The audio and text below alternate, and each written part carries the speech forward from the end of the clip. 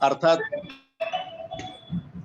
स्वागत हे याच्यासाठी की गेले आठवडाभर सगळेजण सातत्याने या कॉन्फरन्समध्ये सगळेजण हिरिरीने भाग घेत आहेत आणि त्याच्यानंतर सुद्धा फेसबुक लाईव्हच्या माध्यमातून बरेच जण हा कार्यक्रम बघतही आहेत. खरं तर सहकार सप्ताह घ्यायचा हे जेव्हा भाऊंनी सांगितलं तेव्हा अनेक मनामध्ये प्रश्न आले होते की रोज वेगवेगळ्या विषयांवरती आपण बोलणार, वेगवेगळ्या विषयांवरची व्याख्यानं आपण घेणार, त्याच्यावरनं आपण जे मार्गदर्शक येणार त्यांच्याकडनं आपण वेगवेगळ्या विषयावरची माहिती घेणार. पण सहकारातून समृद्धी, सहकारातून उन्नती, सहकारातून आनंद आणि काल जे आम्ही काल पोंक्षे सरांचं जे व्याख्यान झालं त्याच्यामध्ये कमिटमेंट, कंप्लायन्स अँड कॉम्प्लिमेंट असे 3C सूत्र घेऊन पुढे वाटचाल करायची, हाही एक विषय निघाला. खरं तर प्रत्येक दिवशी एक एक टॅगलाईन घेत घेत हा सहकाराचा सप्ताह सुरू आहे. बांधिलकी सर्वसामान्यांशी सहकारातून अविरत सेवेची असेल किंवा समृद्ध महाराष्ट्राच्या निर्मितीसाठी आवश्यकता आहे सहकाराची. आपण प्रत्येक वेळी आपण फक्त सहकार पण तो अंमलात आपण सहकार आणतो का, आणि तो असेल तर काय योजना आणि काय उपाययोजना आपल्याला करणं आवश्यक आहे. या निमित्ताने आपण वेगवेगळ्या विषयावरची वेगवेगळ्या तज्ञांची मतं आपण आजवर ऐकली. आज जे वक्ते आपल्याला लाभलेले आहेत खरं तर त्यांची ओळख सहकाराला किंवा बँकिंग क्षेत्राला वेगळेपणाने करून द्यायची गरज नाही. कधी कधी असं म्हणतात की मेरा बस नाम ही काफी आहे, आणि मी विशेषतः त्यांच्या आवाजाचा फॅन आहे. आजचे आपले जे पाहुणे आहेत ते आहेत नामदार माननीय श्री बाळासाहेब अनासकर, अध्यक्ष महाराष्ट्र राज्य सहकारी परिषद, राज्यमंत्री दर्जाचे आजचे आपले मान्यवर पाहुणे आहेत. अनासकर सर, खूप खूप स्वागत. आणि मी मोहिते साहेबांना विनंती करतो की साहेबांचं स्वागत या ठिकाणी करावं आणि पुढच्या कार्यक्रमाला सुरुवात करावी.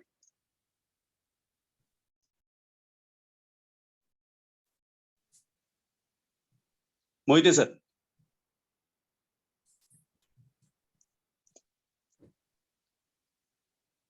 मोहिते सर, आपल्याला विनंती आहे की आपण करा तुम्ही. मोहिते सर अनम्यूट करा.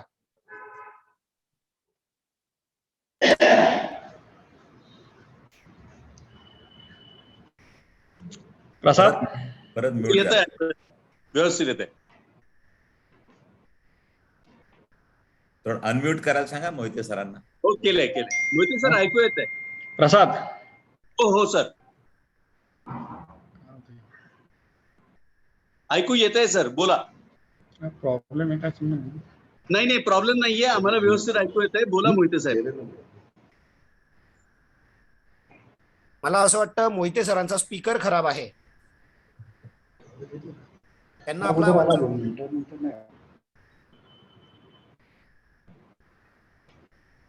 प्रसाद सर, मोहिते सरांना कॉल करता का तुम्ही? हो, 1-2 मिनिट. हा,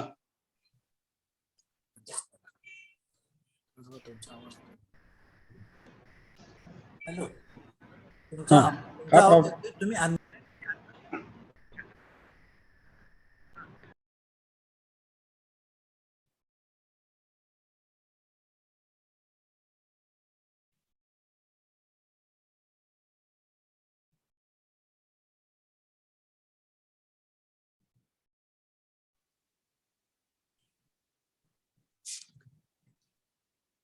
खऱ्या अर्थाने थोडीशी एक तांत्रिक अडचण आलेली आहे आणि दरवेळेस पुणेकर म्हणत असतात की तांत्रिक अडचणींमुळे उशीर होतोय.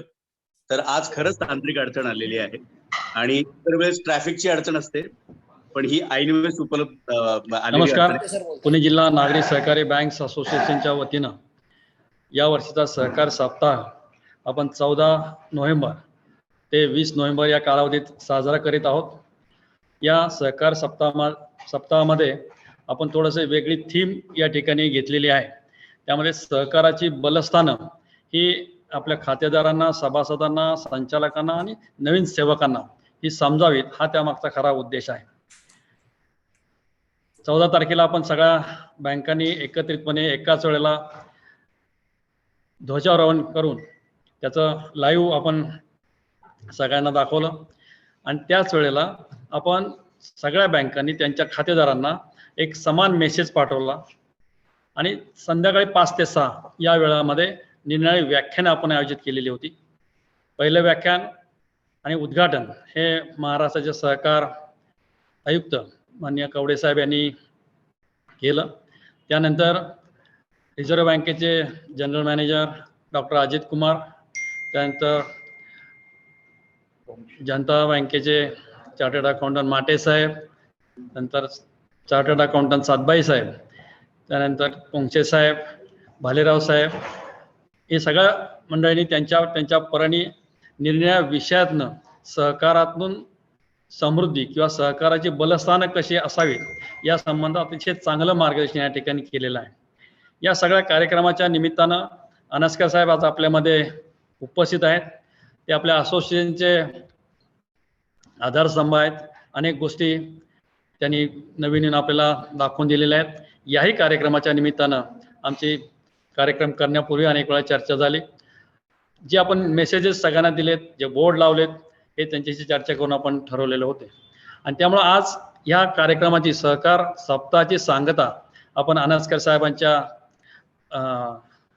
व्याख्यानाने या ठिकाणी करणार आहोत.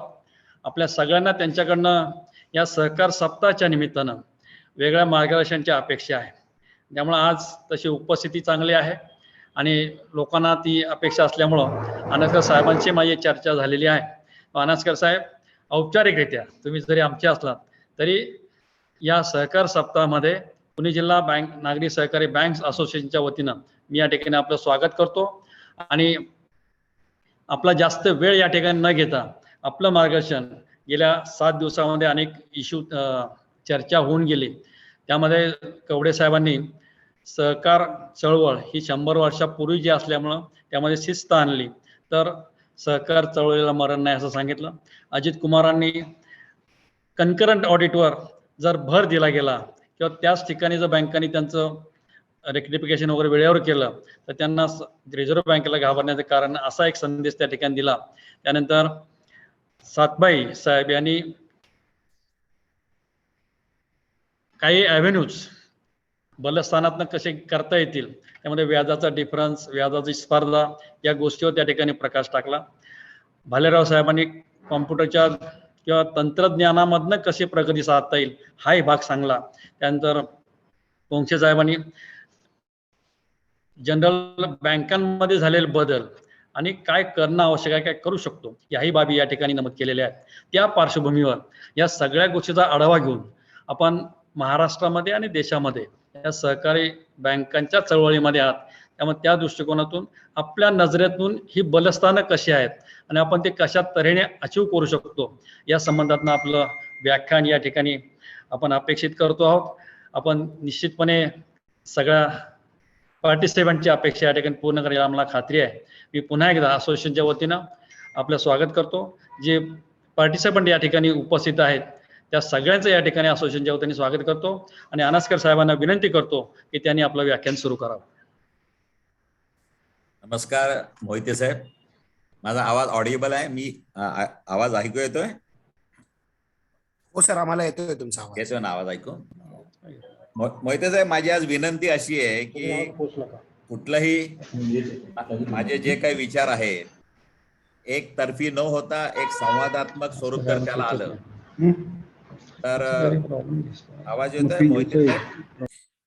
सर, मोहिते सरांना आवाज जात नाहीये. मी ते टेक्निकल प्रॉब्लेम सॉल्व्ह करतो, आपण बोला तोपर्यंत ते सॉल्व्ह करतो. तर सगळ्यात माझी विनंती अशी राहील की आजचं माझं जे काही मनोगत आहे ते एकतर्फी न होता ते चर्चात्मक स्वरूपाने जर आलं आणि आपण जर आपापसात जर चर्चा केली तर ते सहकार सप्ताहाच्या निमित्तानं जास्त योग्य होईल असं मला वाटतं. आजचा विषय मला त्याने दिलाय की सहकारातून समृद्धी. परवाच मी हा मुद्दा एक मांडला होता, पण आज मी काही नवीन मुद्दे प्रदीर्घ अनुभव असणारे लोक आहोत, त्यामुळे माझा जो काही मुद्दे असतील त्याच्यावर आपण विचार करावा आणि जर आपल्याला काही आपल्या कार्यपद्धतीत बदल घडवून आणायचा असेल तर तो बघावा असं मला वाटतं. आज मी कुठेही रिझर्व्ह बँकेच्या कोणत्याही सर्क्युलरवर, ॲटिट्यूडवर किंवा त्यांच्या धोरणांवर कोणतेही भाष्य करणार नाही, करू इच्छित नाही. कारण का रिझर्व्ह बँक शेवट आपली रेग्युलेटर आहे, कंट्रोलर आहे. रिझर्व्ह बँक ज्या पद्धतीने आज वागते त्यांचे ध्येय धोरणं काही असेनात का, पण आपण आजची परिस्थिती जशी तशी स्वीकारली आणि ते स्वीकारल्यानंतर त्यातनं आपण मार्ग काढायचा प्रयत्न केला तर निश्चितच मला असं वाटतं आपण प्रत्येक अडचणीच्या प्रसंगातनं मार्ग काढू शकतो. आजचा विषय त्यांनी दिलाय की सहकारातून समृद्धी.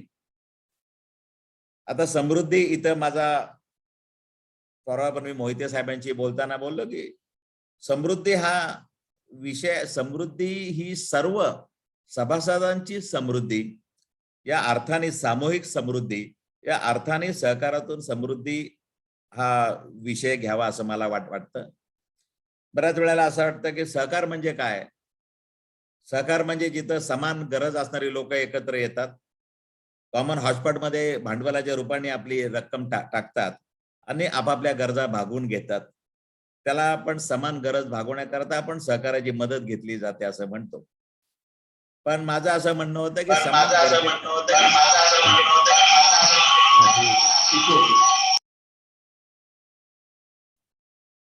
थोडा डिस्टर्बन्स आहे.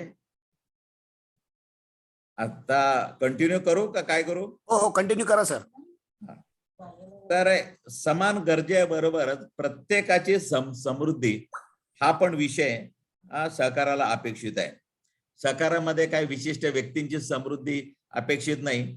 सहकारात जे कोण सभासद कॉमन गरज असणार म्हणून एकत्र येतात, समान उद्दिष्टाने एकत्र येतात, त्या सगळ्यांची समृद्धी आज सहकाराला अपेक्षित आहे. आज आपल्याला बँकिंग क्षेत्रापुरता बोलायचं झालं, आज इथं अनेक पार्टिसिपंट बँकिंग क्षेत्रातले आहेत.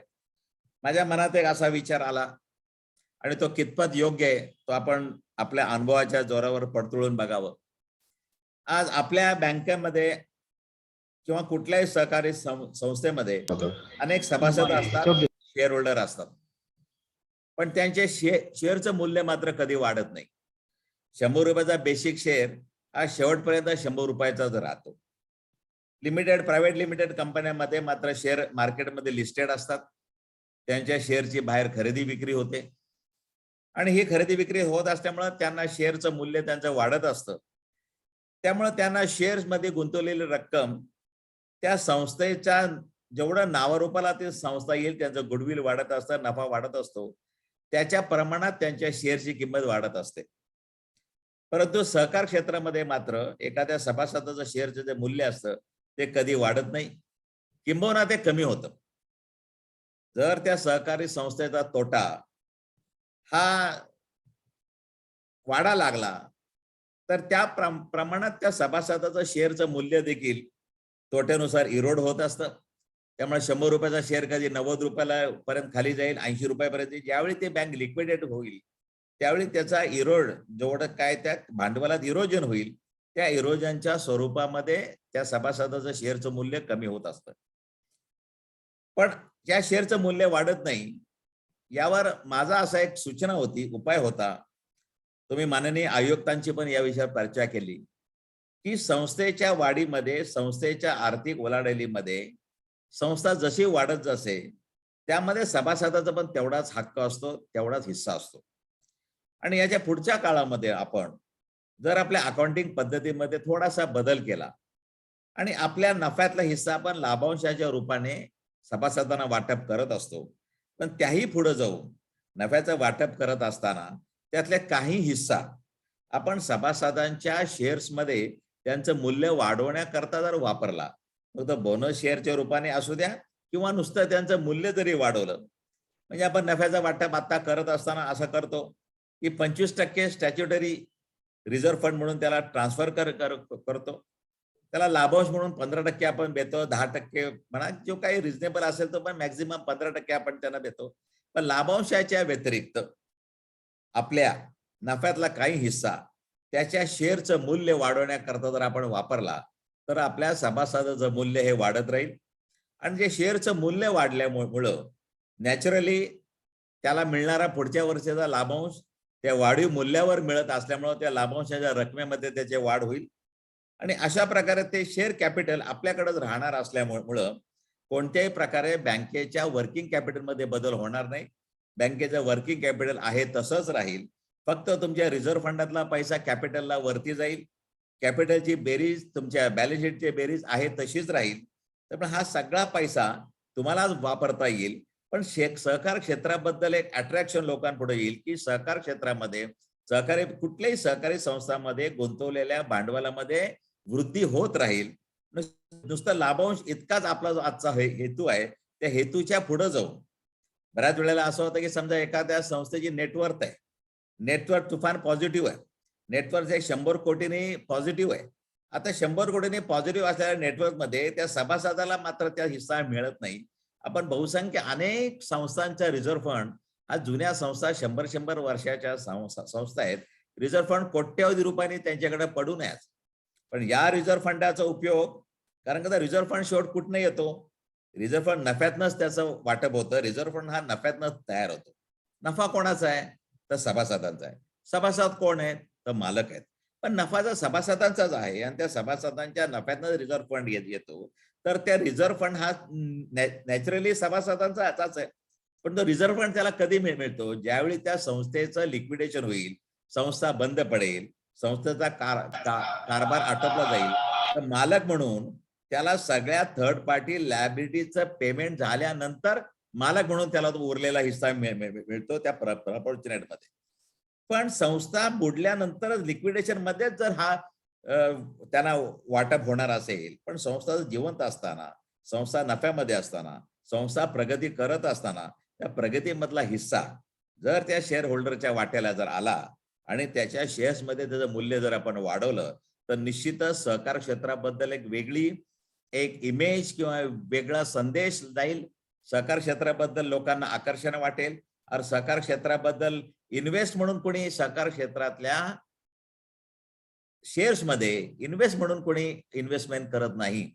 आज कंपल्शन म्हणून आमच्या नागरी सहकारी बँकांमध्ये बघायला जाल तर कर्जदार हा कंपल्शन म्हणून जे काही रिझर्व्ह बँकेने जो काही आमचे शेअर लिंकेज पर्सेंटेज दिले, त्या पर्सेंटमध्ये तुम्हाला इतकं लोन हवा असेल, तुम्हाला 2.5% इतके पैसे शेअर कॅपिटलमध्ये गुंतवणं भाग आहे, किंवा तुम्हाला अनसिक्युअर्ड असेल तर 5% गुंतवणं भाग आहे. या नियमाला अनुसरून आपण ज्या शेअर्समध्ये पैसे गुंतवतो, कर्ज फिटल्याबरोबर त्या कर्जाचं लिंकेज असलेली शेअरची रक्कम परत मिळावी म्हणून प्रत्येक कर्जदाराची, सभासदाची अपेक्षा असते. कुणीही आपल्या सहकारी संस्थेमध्ये शेअर्स कायमस्वरूपी ठेवण्याकरता तयार नसतो. शेअर मागताना परत सहकार खात्याचे नियम आहेत आपल्याकडे की एका वर्षी तुम्ही 10% वरती शेअर परत देऊ शकत नाही. परंतु अशा प्रकारे त्याच्या शेअरच्या मूल्यामध्ये जर वृद्धी होत असेल आणि त्या वृद्धी झालेल्या मूल्यांकनावर त्याला दरवर्षी जर लाभांश मिळत असेल, तर सहकार क्षेत्रामध्ये निश्चितच शेअर कायमस्वरूपी ठेवण्याकरता सभासद उद्युक्त होतील. सहकार क्षेत्राबद्दल एक वेगळी इमेज तयार होईल आणि सहकाराचा बलस्थान, सहकाराचा मूळ जो गाभा आहे तो सभासद आहे. सभा जर तुमच्या पाठीशी उभा असेल आणि सभासदाने समजून उमजून आपल्या सहकारी संस्थेच्या पाठीमागे ठामपणे तो उभा राहणार असेल, तर जगातली कुठली ताकद आपल्या सहकारी संस्थेला संपवू शकत नाही. हे आपण बऱ्याच वेळेला अनुभवलेलं आहे.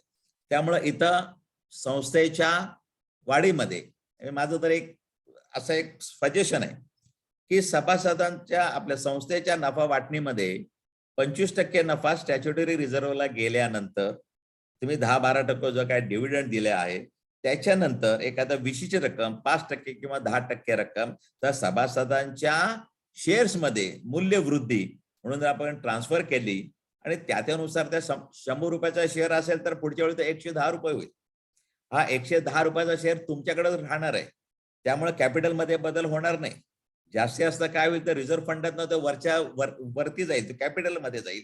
पण ते कॅपिटल पण तुम्हालाच वापरायला मिळणार आहे. वाटलं बायलॉज मध्ये तुम्ही उपविधीमध्ये एक करा किंवा हा जो वाढीव आहे, हा जो वाढीव मूल्य वृद्धी शेअर आहे, त्याची रक्कम तुम्हाला परत मिळणार नाही किंवा लॉकिंग पिरियड टाका, 5 वर्ष टाका, काय तो तुम्हाला करायचं ते करा.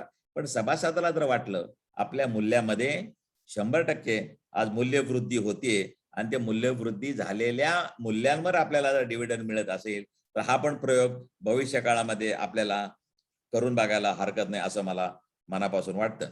कारण का सहकारातून समृद्धी म्हणजे इथं सगळ्या सभासदांची पण समृद्धीकडे वाटचाल सुरू होईल. आणि ज्यावेळी त्या शेअरचं हस्तांतर होईल, ज्यावेळी शेअर ट्रान्सफर केले जातील, हे पण त्या मूल्यवृद्धीत रकमेलाच ट्रान्सफर केले जातील. बेसिक फेस व्हॅल्यूला ट्रान्सफर केले जाणार नाहीत.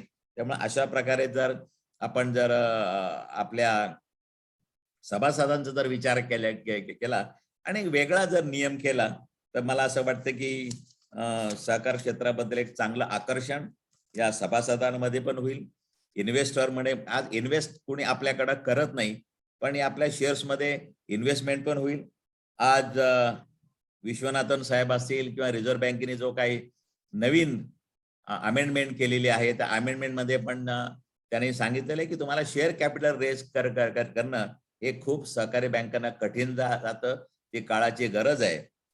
त्याकरता तुम्ही प्रेफरन्शियल शेअर्स, डिबेंचर्स, बॉन्ड हे व्यापारी बँकांमध्ये, व्यापारी संस्थांमध्ये शेअर कॅपिटलचे वाढवण्याकरता किंवा आपलं भांडवल वाढवण्याकरता जे जे काही मार्ग उपलब्ध आहेत ते सगळे मार्ग आज सहकारी संस्थांनी, सहकारी बँकांनी आत्मसात करावेत असं रिझर्व्ह बँकेला वाटतं. परंतु हे करत असताना आपण सहकाराची पत्व बाजूला पाडणार आहेत 100%. कारण हे करत असताना मी रिझर्व्ह बँकेला विनंती केली, हे सगळं करत असताना वन मॅन वन वोट हे प्रिन्सिपल तुम्ही कायम ठेवा. त्यामुळे one man one vote principle कायम ठेवून, कारण माननीय अर्थमंत्र्यांनी आपल्या लोकसभेमधल्या भाषणामध्ये ते मान्य केलं की आम्ही जरी तुम्हाला प्रेफरन्शियल शेअर्स, डिबेंचर्स किंवा जे काही व्यापारी बँकांना मार्ग उपलब्ध आहेत ते करण्याकरता आम्ही सेक्शन 12A, 12(1) आणि 12(2) हा जरी अंमलात आणलेला असला तरी आम्ही सहकार क्षेत्रामधलं वन मॅन वन वोट हे प्रिन्सिपल आम्ही कायम ठेवू. पण हे प्रिन्सिपल कायम ठेवून अशा प्रकारे प्रेफरन्शियल शेअर बाजारात आणणं हे अत्यंत कठीण जाईल, याबद्दल तुमचंही दुमत असणार नाही. त्यामुळे त्याला पर्याय म्हणून इन्व्हेस्टमेंटला किंवा इन्व्हेस्टरला आकर्षित करण्यासाठी आपण जर हा पर्याय स्वीकारला, आपल्या दरवर्षी आपल्या नफ्यातल्या काही भाग 5%, 10% मॅक्झिमम त्याला कट ऑफ ठेवा. हा काही भाग जर आपण त्या सभासदाच्या मूल्यवृद्धीमध्ये वापरला आणि त्याचं मूल्य जर दरवर्षी वाढत असेल, संस्थेच्या वाढीबरोबर सभासदाचं मूल्य वाढत असेल, तर 100% सहकार क्षेत्राबद्दल बाहेर एक चांगलं वातावरण जाईल आणि निश्चितच एक क्षेत्र इन्व्हेस्टरला देखील की आपण आकर्षित करू शकू असं मला मनापासून वाटतं. याचा देखील आपल्याला विचार करावा. आपण ही नवीन पद्धत जर आली तर अकाउंटिंग मध्ये त्यानुसार आपल्याला कायद्यात काही बदल करावे लागतील, ते पण आपल्याला बदल करता येतील. पण माझं तरी एक कायद्याचा अभ्यासक म्हणून असं मत आहे, कायद्यात बदल न करता देखील तुम्ही उपविधीमध्ये जर हे मंजूर केलं आणि मी माननीय आयुक्तांची परवा बोललो, त्यांना पण काही हरकत नाही, ते म्हणजे चांगला विचार आहे. त्यामुळे एक सभासदांच्या मनामध्ये एक आपल्या संस्थेबद्दल एक चांगला विचार निर्माण होईल असं मला वाटतं. दुसरी सगळ्यात महत्वाची गोष्ट म्हणजे मी असोसिएशन, आपल्या पुणे जिल्हा नागरी सहकारी बँक असोसिएशन ही खरोखरच महाराष्ट्रातली एक ताकदवान असोसिएशन आहे. आपण मनात आणलं तर आपण सगळ्या लोकांना मार्गदर्शक करू शकतो. तर माझा असा एक विचार आहे की आज आपण लोन वाटतो, त्याच्यावर व्याज घेतो, आपण दुसरं काय करतो? सावकारीच्या जागी आपण आलेलो आहोत. माझ्या या मताचे तुम्ही सहमत असाल का नाही मला माहित नाही, परंतु आपण पण एक प्रकारची सावकारीच करतो. सावकारी नष्ट करण्यासाठी सहकार क्षेत्राचा उगम झाला. सावकारी आपण नष्ट केली, कारण का सावकार हा सामान्य शेतकऱ्याची, सामान्य कर्जदाराची पिळवणूक करत होता. सावकाराच्या जागी सहकार आला. या सहकारी बँका आत्ताच माझ्या मते फक्त सावकारी करण्याशिवाय आपण काही करत नाही, आपण सावकारीच करतो. सावकार पूर्वी 24% व्याज घेत असेल, आपण आज 12% घेतो. पण आपण एकच करतो की ठेवींवरती व्याज देतो आणि कर्जावरती व्याज घेतो. त्यामुळे सावकाराच्याच रोलमध्ये आपण आहोत. याच्याही पेक्षा बाहेर जाऊन आपल्या बँकांना काहीतरी केलं पाहिजे. त्यामुळे भविष्य काळामध्ये की मुस्लिम बँकिंग, मुस्लिम मोमेडियन बँकिंग मध्ये अनेक वेळेला ते व्याज स्वीकारत नाहीत, परंतु त्या कर्जदाराच्या व्यवसायामध्ये भागीदारी स्वीकारतात. त्यामुळं उद्या एखाद्या कर्जदाराच्या व्यवसायामध्ये बँकेने भागीदारी स्वीकारल्यास त्या व्यवसायातला जो काय नफा तोटा आहे हा याला पण ती बँक जबाबदार असते. त्यामुळे अशा प्रकारचं एखादं ऍग्रीमेंट होऊ शकतं का? आज त्याला आपण तुम्ही नाव काही द्या, नाव तुम्ही पार्टनरशिप बँकिंग द्या. पार्टनरशिप बँकिंग दिल्यामुळे पार्टनरशिप बँकिंग मध्ये जर असं एखादं आपण MOU केलं एका कर्जदाराशी आणि तो आपल्या लॉ मध्ये कसं बसवता येईल हा भाग पुढचा आहे. परंतु अशा प्रकारे आपण कर्जदाराच्या बँकिंगमध्ये त्याचा पार्टनर, आपला फिनान्शियल स्टेक आहे, त्याचा अनुभव आहे, त्याचा एक्सपिरियन्स आहे, आणि अशा प्रकारे आपण तो बिझनेस रन केला. कारण का आता आपण फक्त कर्ज दिल्यानंतर त्या कर्जदार ज्या प्रकारे बिझनेस करतो त्याच्यावर आपल्याला कोणताही आपला त्यामध्ये हस्तक्षेप नसतो म्हणा, किंवा आपलं मॉनिटरिंग नीट होत नाही म्हणा. त्यामुळं कर्ज देताना त्या कर्जदाराला बँकर देव वाटतो, पण वसुलीच्या गेल्यानंतर हाच बँकर त्याला राक्षस वाटायला लागतो. किंवा कर्ज दिल्यापासून कर्ज वसुलीपर्यंत, थकीत होईपर्यंत बँक आणि कर्जदार यांची सहसा कधी गाठभेट होत नाही. परंतु आपण जर त्याच्या असं काहीतरी एक वेगळी विंडो केली, वेगळं डिपार्टमेंट केलं, की ज्या लोकांना अशी एमओयू करायची इच्छा आहे त्यांनी जर आपल्याशी एमओयू केलं, त्या संदर्भात कायद्यामध्ये आपल्याला बदल करता येईल. पण हा जो नवीन विचार की पार्टनरशिप बँकिंग, आपण त्याला पार्टनरशिप बँकिंग म्हणू, हा विचार आज अनेक देशामध्ये चालू आहे. असा काहीतरी विचार आपल्याला करता येईल का, याच्यावर आपल्याला बघितलं पाहिजे. सगळ्यात महत्वाची गोष्ट म्हणजे आज रिझर्व्ह बँकेचे अनेक निकष आहेत, अनेक नियम आहेत. नियमाचं तंतोतंत पालन आपण कसं करावं, याच्याकरता आपल्या अकाउंटिंग सिस्टीम मध्ये काय बदल करणं आवश्यक आहे का, याचा देखील आपल्याला अभ्यास केला पाहिजे. त्या अभ्यासानुसार मध्यंतरी मी एक असं माननीय झाडे साहेब असताना त्यांच्याशी बोललो की आपल्याकडे रिझर्व्ह फंड इतका तुफान पडून असतो, जुन्या संस्था आहेत, पण रिझर्व्ह फंडाचा उपयोग हा बँकेच्या व्यवसायासाठी करण्याचा अधिकार आपल्या महाराष्ट्र सरकार कायद्यामध्ये दिलेला आहे. या अधिकाराचा उपयोग करून मी त्यांना विचारलं की या रिझर्व्ह फंडाचा उपयोग मी माझ्या एनपीए ची तरतूद करण्याकरता करू शकतो, आणि याच्याबद्दल मी त्यांना एक राईटअप लिहिलं. ते राईटअप दिल्यानंतर त्यांनी त्याचा अभ्यास केला, त्यांनी संपूर्ण जॉईंट रजिस्ट्रारकडे राईटअप पाठवला, पण कुणी त्याच्यावर ऑब्जेक्शन घेतलं नाही. त्यांनी मला सांगितलं हा प्रयोग करायचा असेल तर कसा करायचा. म्हटलं पहिली परवानगी मीच मागतो तुम्हाला. मी माझ्या विद्यासागर बँकेच्या माध्यमातून त्यांच्याकडे परवानगी मागितली. त्यांनी मला भांडवलापेक्षा जेवढा रिझर्व्ह फंड जास्त आहे त्याच्या 50% रिझर्व्ह फंड मला एनपीए ची तरतूद करण्याकरता BDDR ला वापरण्याकरता परवानगी दिली.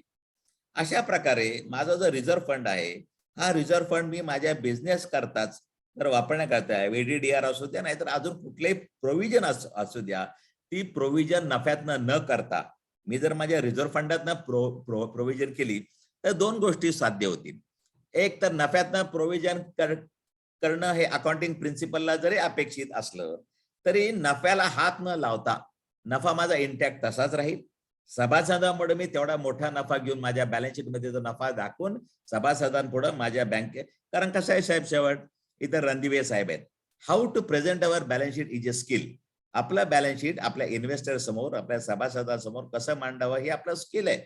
आणि त्या कायद्याच्या कक्षेत बसून जर आपण मांडत असू तर त्यात वावगा काहीच नाही. त्यामुळे नफ्यातनं तरतूद न करता ती जर मी रिझर्व्ह फंडातनं केली आणि रिझर्व्ह फंडातनं तरतूद केल्यामुळे माझा नफा इंटॅक्ट राहत असेल, आणि ही केलेली तरतूद पुढच्या 5 वर्षामध्ये 20% आपण ज्याला 1/5 म्हणतो, 1/5 आपण जर परत जर रिझर्व्ह फंडाला ट्रान्सफर केली तर आपल्या बॅलन्स शीट चांगलं राहू शकतं, आणि एकाच वेळी तो बर्डन आपल्या नफ्यावर पडत नाही.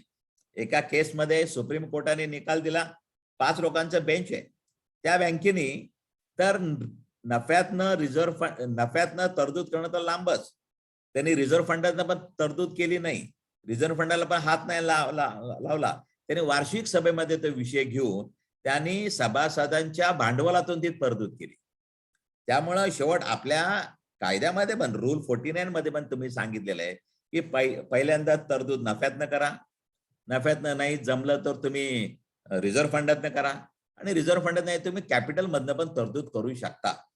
त्यामुळे या छोट्या छोट्या गोष्टी जर आपण आपल्या लोकांना सांगितल्या, आणि शेवट रिझर्व्ह बँकेचे आपल्याला, रिझर्व्ह बँक आता ग्रॉस एनपीए नाहीये, ते नेट एनपीए वर आलेली आहे, आणि नेट एनपीए आपल्याला जर आपल्या विशिष्ट लिमिटच्या आत टाकायचं असेल तर आपल्याला तरतूद जेवढी वाढवू आपण 0% पर्यंत पण एनपीए, नेट एनपीए आणू शकतो. पण आपल्याला त्याला, कारण 0% म्हटल्यानंतर आपला बॅलन्स शीट आणि आपण ज्या इन्व्हेस्टर समोर, आपल्या सभासदांसमोर 0% एनपीए आपण ताटमानेने जाऊ शकतो. त्याच्याकरता रिझर्व्ह फंडाचा उपयोग आपल्याला जास्तीत जास्त कसा करता येईल हे पण आपल्याला बघावं लागेल. राईट ऑफ, आपण म्हणतो राईट ऑफ हे स्किल आहे, राईट ऑफ करणं हे आजकालच्या प्रत्येक बँकरची एक ते जबाबदारी आहे. राईट ऑफ म्हटलं की लोकांचा जो गैरसमज आहे तो असोसिएशनच्या माध्यमातून सर्व बँकांनी आपल्या सभासदांना समजून सांगितलं पाहिजे. राईट ऑफ म्हणजे हे आम्ही आमचे वसुलीचे हक्क सोडून दिलेले नाहीत. राईट ऑफ जर केलं नाही तर बँकिंगमध्ये इन्कम टॅक्सला आपल्याला फायदा मिळतो. आणि राईट ऑफ हे कला आहे, हे स्किल आहे, आणि हे राईट ऑफ करणं कसं गरजेचं आहे. बँकिंग व्यवसायाचा तो एक अविभाज्य भाग आहे. अशा प्रकारे आपल्या सर्व सभासद असतील, आपल्या बँका असतील, यांना हे पटवून दिलं पाहिजे असं मला वाटतं. अनेक वेळेला आपण सर्व सभासद बँका असोसिएशनला एकत्र असतो, त्यामध्ये अनेक वेळेला अनेक बँकांची CD रेशो हे जरुरीपेक्षा जास्त असतात, काही बँकांचे CD रेशो कमी असतात. अशा वेळी त्यांची काही लोन्स मी स्वतः प्रयोग करून बघितलेला आहे. बायबॅक पद्धतीनं जर आपण काही कालावधी करता जर लोन घेतली, हे मी मध्यंतरी माझं स्वतःच उदाहरण देतो की मी एका बँकेचा CD रेशो 80% होता, त्यावेळी माझा 55% होता. त्यांची काही 20 कोटी रुपयाची लोन 3 वर्षाकरता बायबॅक पद्धतीने मी घेतली. माझा CD रेशो वाढला, त्यांचा CD रेशो 70%च्या आत आला. रिझर्व्ह बँकेचा कंप्लायन्स त्यांनी केला आणि हे स्टँडर्ड कर्ज 3 वर्ष मी वापरल्यानंतर त्यांना मी कर्ज परत दिली. तोपर्यंत मी माझ्या मार्केटमधून माझी कर्ज उभी केली. अशा प्रकारे या अशा बँकांचं की कर्ज आपल्याला कर्जाची खरेदी विक्री, म्हणजे मी साधं उदाहरण देतो. मी एक पिशवी माझ्या हातात मी पिशवी घेतली, माझा हात दुखायला लागला, माझी पिशवी जड आहे. मी जर माझ्या सहकार्याला म्हटलं की 10 मिनिटं तू पिशवी धर, आणि त्यांनी पिशवी हातात घेतली आणि त्याच्यानंतर माझा हात बरा झाला, मी परत माझी पिशवी घेतली, तर त्याला काही हरकत नाही. कारण का अशा प्रकारे बँक ऑफ इंडियाने की एक 500 कोटी रुपयाचा SSIचा पोर्टफोलिओ विकत घेतला बायबॅक सिस्टीमवर, आणि त्यांनी रिझर्व्ह बँकेचे निकष पाळले आणि त्यांना त्या ब्रांचेस मिळण्याकरता जी अडचण होती ती त्यांनी सॉल्व्ह करून घेतली. आज आपल्याकडं बँकिंग बाय कोलॅबरेशन हा पण एक प्रकार आपल्याला करून बघायला पाहिजे. बँकिंग बाय कोलॅबरेशन म्हणजे आपण अनेक लोकांची एक स्ट्रॅटेजिक अलायन्स करू शकतो, आणि त्या स्ट्रॅटेजिक अलायन्स नुसार आज आपण एकत्रितरित्या आलो तर आपल्याला समजा आपल्या सगळ्या पुणे शहरातल्या 50 बँकांनी एकत्र येऊन कुठल्या तरी एका मोठ्या स्टेट बँक ऑफ इंडियाचे एक स्ट्रॅटेजिक अलायन्स केलं. जो स्टेट बँक ऑफ इंडियाचा फायदा कॉस्मॉस बँकेसारख्या मोठ्या बँकाला मिळू शकतो का, तर ती बँक फक्त मोठी आहे, पण एकत्रितपणे गेल्यानंतर तोच फायदा 5 कोटीच्या लहान बँकेला पण त्यांना द्यावा लागेल, कारण का एकत्रितपणे आपण ते डील केलेलं आहे. त्यामुळे अशा प्रकारे बँक गॅरंटी असेल, नॉन फंड बेस्ड लिमिट असेल, याच्या करता आणि मोठ्या बँका तयार आहेत अशा, त्यांना असं एक जिन्सी एकत्रितपणे बिझनेस हवाय. आणि आपण जर त्यांना अश्युरन्स देऊ शकलो की पुणे जिल्ह्यातल्या सगळ्या 50 बँकांचं एकत्रितपणे आम्ही तुम्हाला संपूर्ण हे देऊ, आम्हाला मात्र या टर्म्स कंडिशनवर नॅशनलाइज बँकांच्या आम्हाला सगळ्या सेवा पाहिजेत. त्यामध्ये बँक गॅरंटी असेल, त्यातला कमिशन 2% 1% घ्या, अर्धा टक्का त्यातला शेअर आम्हाला द्या. तुमचं चेकची डिस्काउंट फॅसिलिटी असेल, निरनिराळ्या राज्यांमध्ये त्यांच्या ब्रांचेस असतात. अशा एखाद्या मोठ्या बँकेबरोबर जर आपण स्ट्रॅटेजिक अलायन्स केलं आणि असोसिएशनने केलं, इंडिव्हिज्युअल बँकेला म्हणजे ते फक्त मोठ्याच बँकांना मान देतील की 1000 कोटी सारस्वत बँक असेल, कॉस्मॉस असेल, परंतु तोच फायदा लहान बँकांना जर मिळवून द्यायचा असेल तर आपल्याला भविष्य काळामध्ये एकत्रितपणे हे काम केलं पाहिजे. आणि अनेक असे बिझनेस ॲव्हेन्यूज आहेत. मी मध्यंतरी बोललो होतो, असोसिएशन लेवलला आपण एक ग्रुप करावे. ग्रुप प्रत्येक एक 5 बँकांचे ग्रुप करावे, 10 ग्रुप करावेत. 50 बँका आपल्याकडे आहेत, त्यामध्ये एक बँक मोठी घ्यावी, एक 1000 कोटीची बँक घ्या, दुसरी 500 कोटीची घ्या, तिसरी 100 कोटीची घ्या, आणि चौथी 50 कोटीची घ्या, 5वी बँक 10 कोटीच्या आतली घ्या. आणि या बँकांनी प्रत्येक आपलं लोन कन्सोर्शियम मध्ये या 5 बँकांच्या ग्रुपने ते लोन करावं. 5 कोटीच्या लहान बँकेला देखील या कन्सोर्शियम मध्ये 1000 कोटीच्या बँकाचा एक्सपिरियन्स की लोन स्क्रुटिनी कसं करावं, काय करावं, काय बघा, त्याचा एक्सपिरियन्स नक्कीच मिळेल. आणि या मोठ्या लोन मध्ये त्या 5 कोटीच्या बँकेचं एक्सपोजर जे काय त्याचं 50 लाख एक्सपोजर असेल, ते एक्सपोजर त्या मोठ्या लोन मध्ये स्टेकला लागेल. आणि या सगळ्या 5ही बँका एकत्र असल्यामुळं लोनिंग परफेक्ट होईल. असं आपण ग्रुप केले, एक 10 ग्रुप केले, आणि 10 ग्रुपमध्ये प्रत्येक वेळी त्या ग्रुपनी त्या 5-5 एका ग्रुपने 5 बँकेने एकत्र येऊन निर्णय प्रक्रिया राबवावी. सगळी मोठी लोन त्या मोठ्या बँकेने, कारण का सहकारामध्ये प्रिन्सिपल आहे कोऑपरेशन अमंगस्ट कोऑपरेटिव्ह. सहकारामध्ये सहकार नसेल तर त्याला काय अर्थ नाही. त्यामुळे फक्त मोठ्या बँकांनी मोठं व्हायचं, लहान आणि लहान राहायचं असं न ठेवता त्या मोठ्या बँकांनी पण या ग्रुपला जर एकत्र घेऊन चाललो आपण, तर भविष्य काळामध्ये आता रिझर्व्ह बँके कन्सॉलिडेशनच्या मुद्द्यावर आलेले आहे. आणि या कन्सॉलिडेशनचा मुद्दा जरी आपल्याला थोडासा आता विचित्र वाटत असला तरी त्या दृष्टीने प्रयत्न सुरू झालेले आहेत. त्यामुळं समविचाराच्या किंवा समान ध्येय असणाऱ्या अनेक लोक आज त्या दृष्टीने प्रयत्न करतायत की सगळ्या लहान बँकांचे कन्सॉलिडेशन कसं करावं. कारण रिझर्व्ह बँकेचा हेतू तर नक्कीच आपल्याला माहिती आहे की या बँकांची संख्या कमी करायची. त्याच्याकरता त्यांनी पूर्वी मर्जर अमेगलेशन 2004ला त्यांनी हे लोकसभेमध्ये हे सूत्र वापरलं. 2005 पासून अमलगमेशन A&M ची स्कीम आणली आणि तेव्हापासून आजपर्यंत रिझर्व्ह बँकेची जेवढी सर्क्युलर आलेली आहेत ती या नागरी सहकारी बँकांची संख्या कमी करण्यासाठीच त्याचा वापर होतो हे आपल्याला दिसून येईल. दिवसेंदिवस त्यांचे नॉर्म स्ट्रिंजंट होत आहेत आणि स्ट्रिंजंट नॉर्मला अनुसरून संख्या कमी करायची म्हणजे या बँकांचं लिक्विडेशन, मर्जर, अमलगमेशन. आता मात्र त्याने एक नवीन मुद्दा आणलेला आहे कन्सॉलिडेशन. आणि कन्सॉलिडेशन मध्ये या बँकांचं स्वतंत्र अस्तित्व ठेवून आपल्याला काय कन्सॉलिडेशन करता येईल का. मी राज्य सहकारी बँकेमध्ये माझ्या बायलॉज मध्ये एक नियम बायलॉ हे केला, नवीन बायलॉज केला उपविधी आणि तो सरकारने मंजूर केलाय.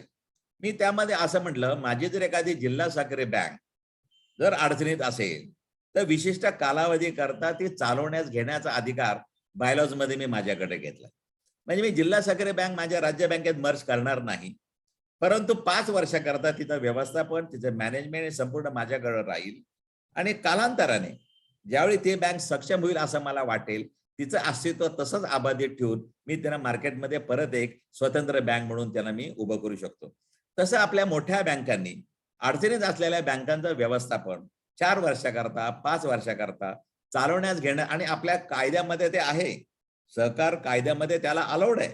परंतु अशा प्रकारे आपल्या उपविधीमध्ये बदल केले तरी होऊ शकतं. अनेक पतसंस्था आहेत, त्यांना पतसंस्थांना बँकिंगचा दर्जा नाही, त्यामुळे त्यांना चेक इश्यू करता येत नाही. पण या पतसंस्थांना जर आपण जर एका मोठ्या बँकेने जर जसं आपल्याला एक सोसायटी आहे, एक शैक्षणिक संस्था असते. आता उदाहरणार्थ तुम्ही बघायला जाल तर डेक्कन एज्युकेशन सोसायटी, त्या डेक्कन एज्युकेशन सोसायटी संचलित Fergusson College, Deccan Education Society संचलित BMCC कॉलेज. तसं उद्या एखाद्या मोठ्या बँकेनी सो MSC बँक संचलित ही जिल्हा बँक, ही बँक संचलित, म्हणजे तुम्ही त्याचं मॅनेजमेंट तुमच्याकडे घ्या आणि त्या बँकेकरता जे काय टेक्निकल नो हाऊ असेल. आज आम्ही राज्य बँकेमध्ये एक टेक्निकल नो हाऊ जो काय आमचा CBS सिस्टीम आहे आणि यात अनेक मध्ये प्लॅटफॉर्म आम्ही तयार करून त्या सगळ्या आमच्या जिल्हा बँकांना आम्ही पुरवतोय. त्या जिल्हा बँकेचं पालकत्व आम्ही स्वीकारलेलं आहे. तसं एखाद्या मोठ्या बँकेनी अडचणीत असलेल्या 4 बँकांचं पालकत्व जर स्वीकारलं आणि या 4 बँकांना जे जे काय आवश्यक आहे ते सगळं नो हाऊ असेल, त्यांचं टेक्निकल असेल, ऍडवाइस असेल किंवा रिझर्व्ह बँकेच्या निकष पाळण्यासाठी जे जे काय आवश्यक आहे हे सगळं जर त्यांना पुरवलं तर मला वाटतं लहान बँका एक सक्षम होतील. आणि त्याच्या करता नॅचरली अपेक्षा अशीच आहे की पुण्यात जे घडतं पिकतं, जे पुण्यात जे काही सक्सेसफुल होतं ते सगळ्या महाराष्ट्रात होतं. त्यामुळे त्याला पहिला प्रयोग आपल्याला पुणे जिल्हा नागरी सहकारी बँक असोसिएशनच्या माध्यमातून एक प्रायोगिक पथावर, मी साधं परवा एक उदाहरण दिलं, मोहिते साहेबांची बोललो मी. त्यांनी सांगितलं की मला अनेक वृत्तपत्रांनी सांगितलं की तुमच्या जाहिराती, तुमचं जे काय प्रेझेंटेशन आहे किंवा तुमचं जे काय मार्केटमध्ये तुमचं जे काय बलस्थान आहेत ते बलस्थानं तुम्ही लोकांपुढे आणत नाही. तुमची बलस्थानं लोकांपुढे असताना तुमच्या जो प्रतिस्पर्धी जे काही खाजगी क्षेत्रातल्या बँक आहेत त्यांची जे काही चुकीच्या गोष्टी आहेत की त्यांचं जे काही जगलरी आहे ती लोकांपुढे आणणं पण हा एक प्रचाराचाच एक भाग आहे. अशा प्रकारे तुम्ही जर या चांगल्या वर्तमानपत्रांच्या माध्यमातून जाहिरातीच्या रूपाने किंवा टीव्हीवर असं काहीतरी तुम्ही एक चांगलं एक सक्सेसफुल स्टोरी आणल्या, एका चॅनल मधून तुम्ही एक एपिसोड प्रोग्राम सुरू केला की सक्सेसफुल स्टोरी, कारण का आज सहकारी बँकांच्या बाबतीत माधवदास कमिटीमध्ये तुम्ही रिपोर्ट बघायला जाल तर माधवदास कमिटीने पण सांगितलेलं की त्यांच्या 113 पैकी जवळजवळ 80% लोकांनी सांगितलं की we were not welcome by the commercial bank, we were welcome by only and only cooperative bank. आणि आम्ही कोऑपरेटिव्ह बँकेमुळे आज इथं इतक्या स्तरावर आलेलो आहे. अशा ज्या काही सक्सेस स्टोरी आहेत, एक समजा एक रोल मॉडेल घेतलं, एक आपण अँबॅसेडर घेतला. माझ्या डोक्यात असं मध्ये होतं की दिलीप प्रभावळ सारखा एक मनुष्य जो कॉमन मॅन दिसतो आणि त्याच्या भोवती या सगळ्या स्टोऱ्या करायच्या आणि टीव्हीवर मालिका, एक चांगल्या प्रकारे एक मालिका या सहकाराची बलस्थानं आणि सक्सेस स्टोरी विशद करण्यासाठी आपण जर सुरू केली, हा खूप पुढचा विचार आहे. त्याच्यासाठी एकत्रित येणं. मला वर्तमानपत्राने सांगितलं की तुम्ही जर दर आठवड्याला विशिष्ट जागी जर सहकाराची बलस्थानं सांगणारी जाहिरात जर देणार असाल तर आम्ही तुम्हाला 50% कन्सेशन देऊ. पण त्यामध्ये नाव कुठल्या बँकेचं असणार नाही. त्याच्या खाली पुणे जिल्हा नागरी सहकारी बँक असोसिएशनचं नाव असेल. असोसिएशनच्या पोटामध्ये आपण आहोत. आपण एक आपली एकी हेच बळ आपले एकत्रपणे आल्यानंतर की समाजामध्ये आज आपल्याकडं एक लोकांच्या मध्ये अवेअरनेस नाहीये. लोकांच्या मध्ये एखादी बँक अडचणीत असं एक छोटंसं वाक्य कुठं आलं तर त्या बँकेवर रांग लागते. रांगेत उभा असणारा मनुष्य कधी बघत नाही की हा पुढचा मनुष्य का उभा आहे. त्यामुळे 5 लोक बघता बघता 1000 लोक त्या रांगेमध्ये उभे राहतात आणि जगातली श्रीमंतातली श्रीमंत बँक बुडायला 2 दिवस बास होतात. पण असा जर असोसिएशननी, मी म्हणतो इंडिव्हिज्युअल बँकेवर माझा जोर नाहीये. माझा जोर एकी हेच बळ या तत्वाखाली असोसिएशनवर आहे. त्यामुळे असोसिएशननी असं जर काही आपल्याला एकत्रित येऊन अवेअरनेस एक संपूर्ण सगळ्या डिपॉझिटरमध्ये, सगळ्या बँकांच्या डिपॉझिटरमध्ये अवेअरनेस कसा स्प्रेड होईल किंवा सहकारी बँकांमध्ये नेमकं काय चालतं, त्यांची बलस्थानं काय, सहकारी बँकांमध्ये जगलेरी कशी होत नाही, इकडे 0% व्याजदर म्हणजे इफेक्टिव्ह किती असतो, तुम्हाला 12% व्याज सांगितला मात्र प्रत्यक्षात मात्र 16% व्याज लागतो. अशा प्रकारे हा जो अवेअरनेस आहे, हा अवेअरनेस प्रत्येक वेळी आपण जर लोकांपर्यंत पोहोचवला आणि सहकारी बँकेबद्दल एक चांगलं चित्र या जनमानसात. कारण काय शेवट असं आहे, कुठली जर चळवळ जर आपल्याला यशस्वी करायची असेल तर त्याला जनतेचा पाठिंबा पाहिजे. जनतेच्या पाठिंब्याशिवाय कोणतीही चळवळ यशस्वी होत नाही. आणि जनतेचा पाठिंबा जर हवा असेल तर जनतेच्या मनामध्ये आपल्या स्वरूपाबद्दल, आपल्या एकंदर जो काही इन्फ्रास्ट्रक्चर आहे, जे काही आपले सहकाराचं जे काही मांडणी आहे, त्याची मांडणी जनतेपर्यंत आपल्याला पोहोचवली पाहिजे. कारण का आज बघायला जाल तर सहकाराची निर्मितीच जर तुम्ही बघायला जाल तर प्रायव्हेट सेक्टर आणि पब्लिक सेक्टर यांच्यातला सुवर्ण मध्य म्हणून सहकाराची निर्मिती झाली. पण आज बघायला झालं तर रिझर्व्ह बँक आपल्याला म्हणते की तुम्ही प्रायव्हेट सेक्टरमध्ये कन्वर्ट व्हा. म्हणजे ज्या तत्वाच्या आधारे आमची निर्मिती झाली आणि त्या निर्मितीला अनुसरून तुम्ही तर पहिल्यापासूनच म्हणजे पहिल्या पंचवार्षिक योजनेमध्येच त्यांनी सरकारने सांगितलं की बाबा प्रत्येक शाळेमध्ये, प्रत्येक गावामध्ये एक सहकारी संस्था पाहिजे, एक ग्रामपंचायत पाहिजे आणि एक शाळा पाहिजे. त्यामुळे सहकारी संस्थेचं महत्व हे पहिल्या पंचवार्षिक योजनेपासून अधोरेखित केलेलं असताना आज मात्र शासन विसरतंय की सहकारी शासन प्रणीत चळवळ आहेत, हेच शासन विसरलं. आज शासनाला असं वाटतच नाही. आज शासनाला आपण पण त्यामध्ये एकत्रितपणे शासनाला सांगितलं पाहिजे. कारण का शासनाचा मूळ उद्देश काय होता की ज्या लोकांना सहकार चळवळीचे लाभ घ्यायचा आहे, परंतु सहकार चळवळीचं भांडवल गुंतवणूक करण्याकरता त्यांच्याकडे पुरेसा पैसा नाही, त्या लोकांना पैसा पुरवणं ही शासनाचं कर्तव्य असताना पैसा शासनाने दुसरीकडे पुरवला. त्यामुळे शासनात भाग भांडवल देतंय ते एखाद्या सहकारी साखर कारखान्याला देते. सहकारी साखर कारखान्याला भाग भांडवल न देता त्या कारखान्याच्या सभासदांना जर तुम्ही भांडवल पुरवलं आणि तुमचा पैसा सभासदांच्या माध्यमातून त्या साखर कारखान्याच्या भांडवलात आला तर शासनाचा पैसा हा सभासदांना जाईल आणि सभासदांमधून तो याला येईल. म्हणजे सभासद तिथं स्ट्रॉंग होईल, आपण भांडवल तेवढंच मिळेल कारखान्याला.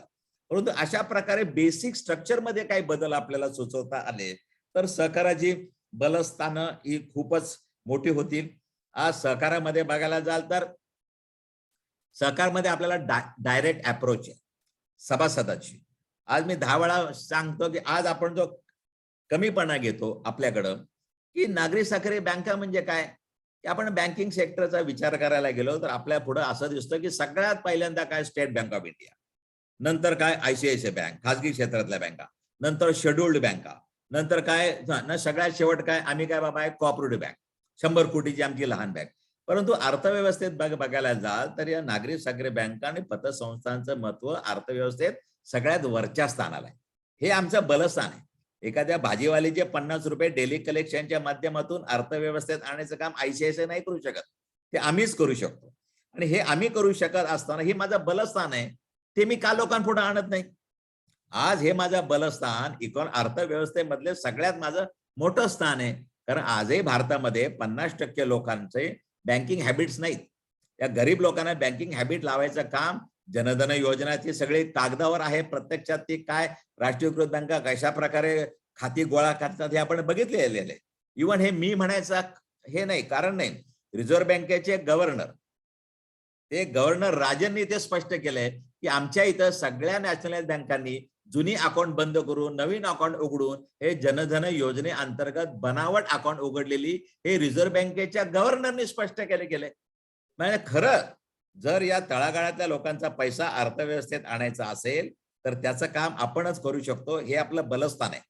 We are meant for small borrowers. आम्ही जर छोट्या कर्जदारांसाठी आपली जर निर्मिती असेल तर आपण आपलं प्रोग्राम आखताना हे छोट्या कर्जदारांपर्यंत कसं पोहोचलं पाहिजे, आपल्याला मोठी कर्ज आपण एक अवेअरनेस आपल्या सगळ्याच लोकांना दिला पाहिजे की आपण बाबा किती तुमचं एक्सपोजर मोठे असलं तरी तुम्ही रिझर्व्ह बँकेच्या एक्सपोजर पेक्षा 50% स्वतःचा एक्सपोजर कमी करा.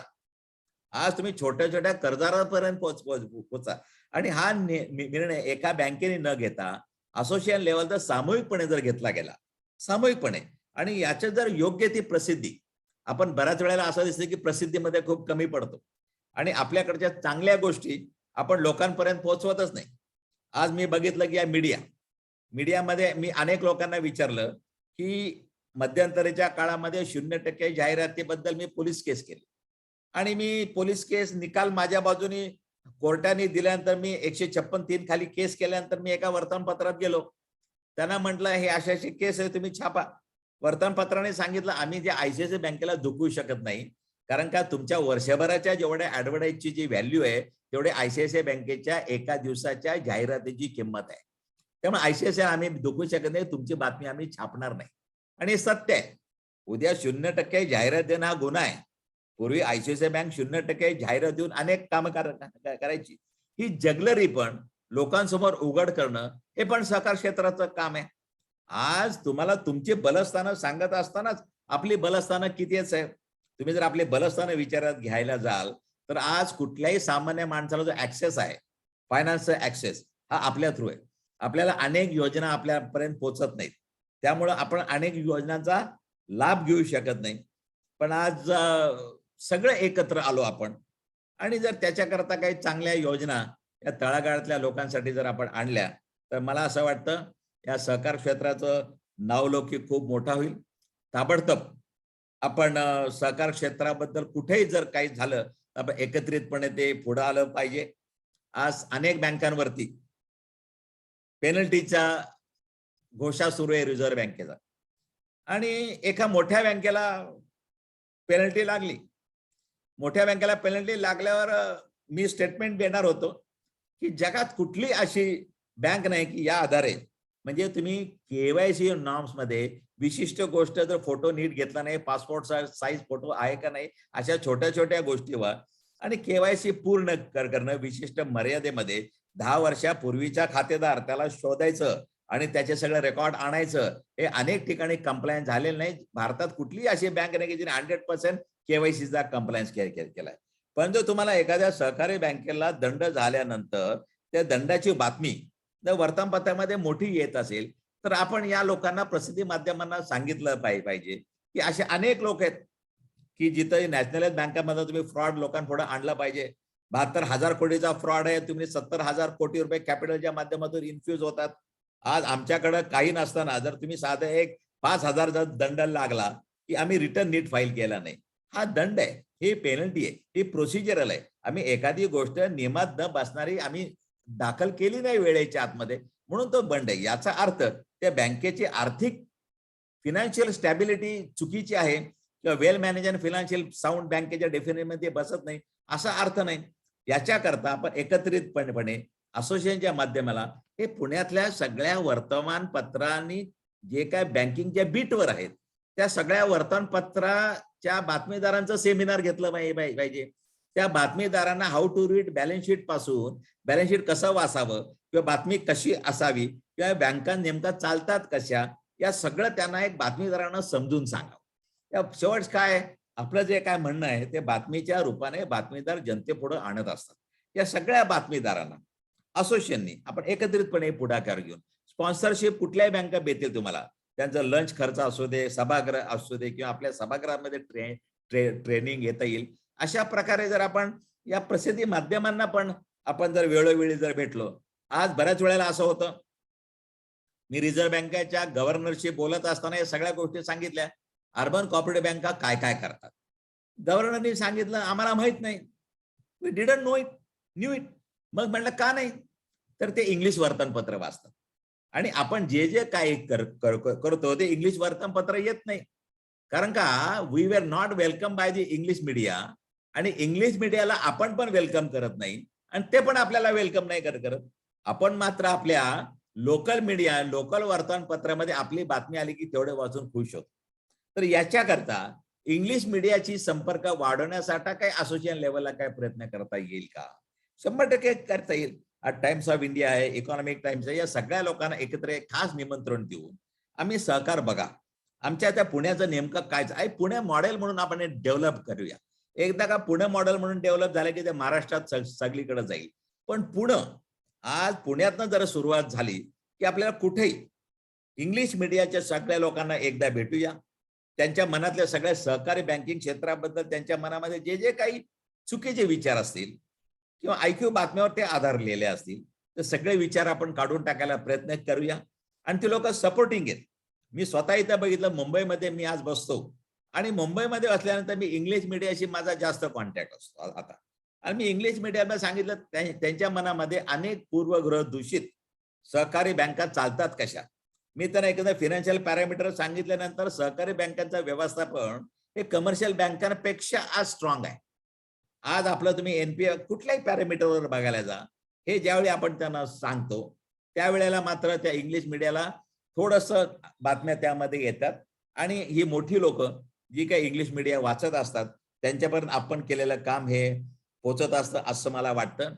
त्यामुळे स्पॉन्सर्ड बँक असू द्या किंवा बँकिंग बाय कोलॅबरेशन असू द्या किंवा कन्सोर्शियम बँकिंग असू द्या, परचेस ऑफ लोन्स असू द्या, टेम्पररी बायबॅक सिस्टमने परचेस ऑफ लोन असू द्या, रिझर्व्ह फंडाचं वाटप या सभासदांच्या शेअरमध्ये मूल्यवृद्धी होण्यासाठी काही रक्कम ठेवण्याचा प्रकार असू द्या किंवा राईट ऑफच्या केसेस असू द्या, या ज्या ज्या काही करता येईल आपल्याला काहीतरी वेगळं करता येईल या दृष्टीने पुढच्या काळामध्ये मी नेहमी माझा आग्रह असतो की थिंक टँक नावाचा एक टँक करावा, त्यात 5-10 लोक घ्यावीत आणि ते 5-10 लोकांच्या विचार मंथनातून जो काही विचार निघेल तो विचार इम्प्लिमेंट करायचा प्रयत्न करावा. नाही तर आज असं होतं की अडचणीत असणारीच बँक आपल्याशी संपर्क करते आणि अडचणीत असलेल्या बँक आपल्याकडे येते की आम्हाला अडचणीतनं सोडवा, परंतु त्याने अडचण निर्माण होऊ नये म्हणून काय केलं पाहिजे याच्याकरता मोठ्या बँकांनी पण खरं पुढाकार घेतला पाहिजे. आणि मोठ्या बँका पुढाकार घेत नाहीत हा आक्षेप माझा पहिल्यापासूनचा आहे आणि त्या आक्षेपात तथ्य पण आहे. त्यामुळे बऱ्याच वेळेला परवा मी सारस्वत बँकेच्या गौतम ठाकूरांना भेटलो. गौतम ठाकूरांनी मला सांगितलं की माझ्यावर खूप प्रेशर येत आहे की सारस्वत बँकेचं कन्व्हर्जन स्मॉल फायनान्स बँकमध्ये करा, आणि त्यांनी रिझर्व्ह बँकेचं नाव घेऊन सांगितलं.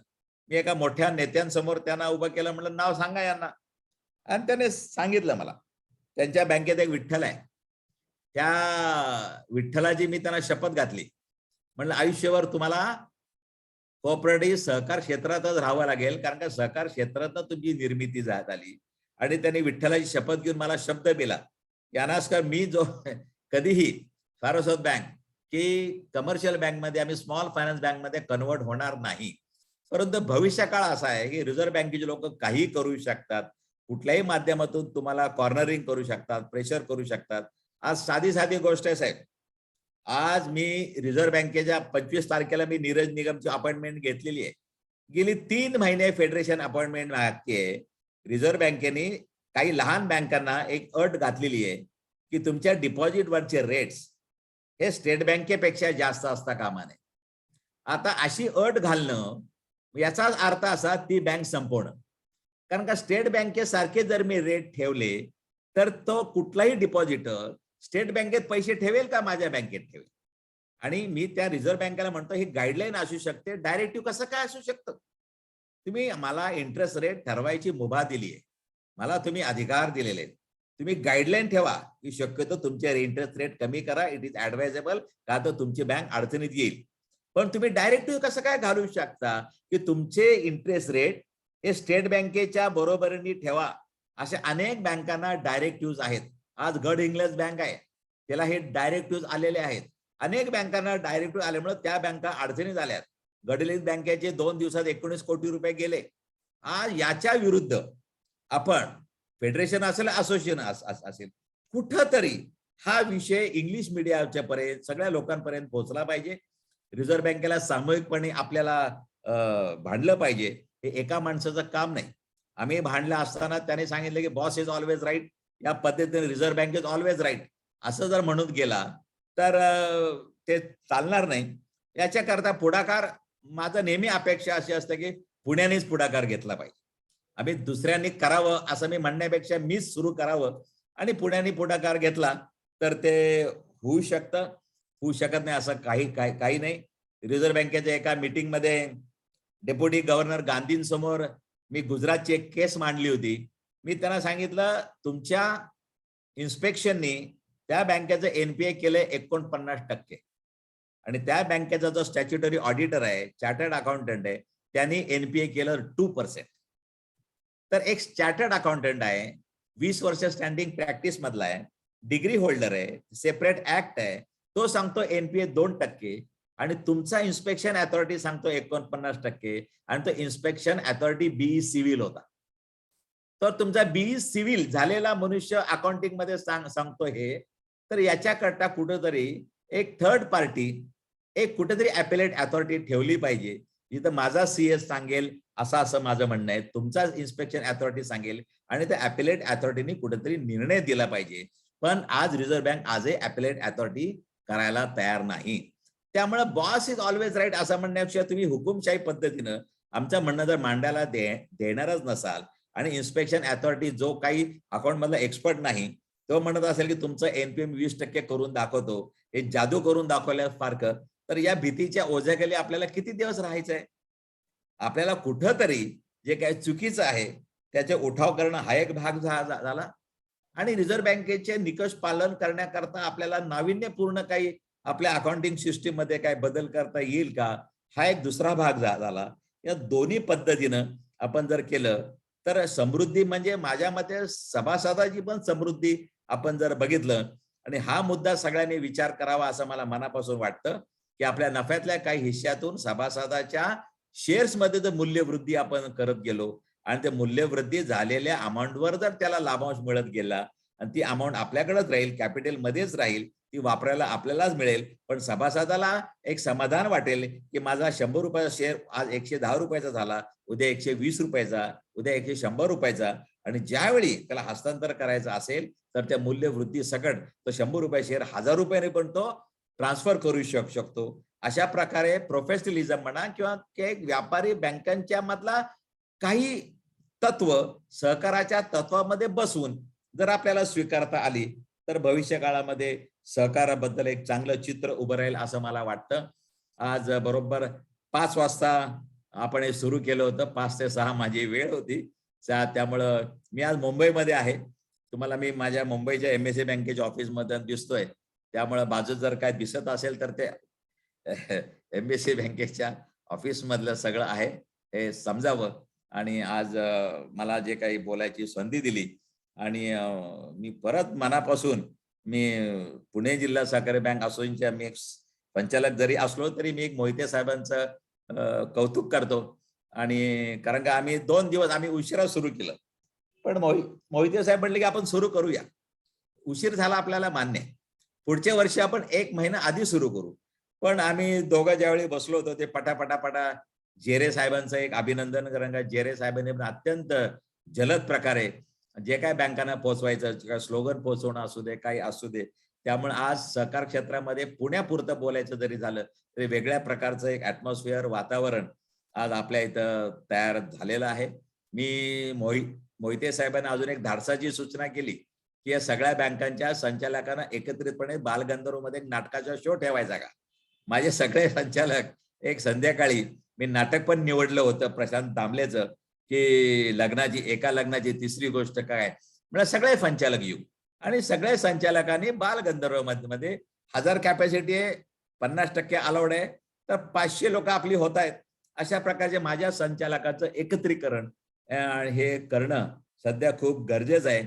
आणि आपलं एक एजन्सी, एकी हेच बळ जर आपण ठेवलं तर आपण कुठल्याही परिस्थितीला आपण सामोरे जाऊ शकतो. नुसतं सामोरं जाऊ शकतोच असं नाही, तर खाजगी क्षेत्रातल्या बँकांपुढे आपणही आपलं आव्हान उभं करू शकतो, असं मला मनापासून वाटतं. परत एकदा सर्वांचे आभार मानतो आणि खास करून पुणे जिल्हा नागरी सहकारी बँक असोसिएशनला धन्यवाद देतो आणि थांबतो. त्याच्यानंतर आपण काही चर्चा करायची असेल तर आपण करू शकतो. तर या संबंधी माझ्या विचारासंबंधी कोणाला काय प्रतिक्रिया द्यायची असेल तर आपण जरूर द्यावी. Thanks a lot. Thank you very much.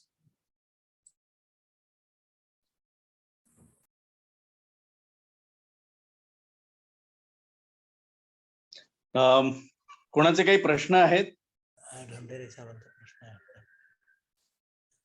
एक मिनिट, ढमढेरे साहेबांचा प्रश्न आहे. 1-2 मिनिट द्या.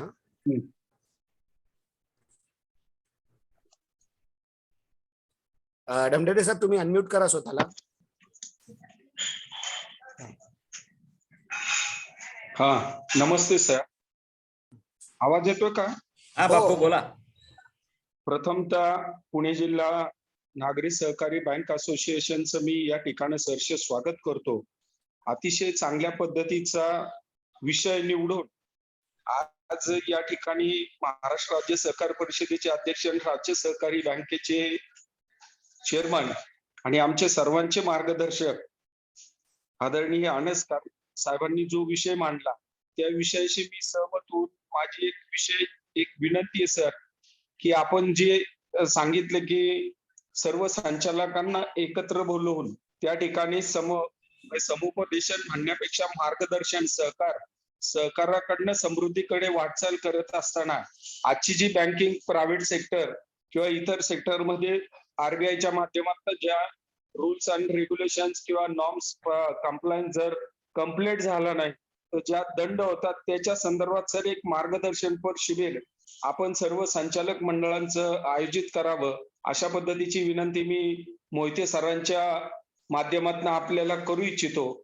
आणि आपल्यासारख्या एक जाणकार बँकिंग मध्ये तज्ज्ञ असणाऱ्या व्यक्तीची आज सहकार क्षेत्रामध्ये किंवा राजकीय परिस्थितीमध्ये, मी जरी एखाद्या पक्षाचा कार्यकर्ता असलो परंतु बँकिंग मध्ये काम करत असताना आता जी परिस्थिती देशाच्या समोर कोरोनाच्या माध्यमातून आपण सर्व बाहेर पडतोय आणि बँकेवरती जी परिस्थिती ओढवली आहे याच्यातनं मार्गदर्शन करण्याकरता सर अनस्कर सर आपण एक पुण्यामध्ये सर्व संचालकांना असोसिएशनच्या मार्फत एकत्रित करावं आणि मार्गदर्शन करावी अशी माझी विनंती आहे. धन्यवाद. हा बापू.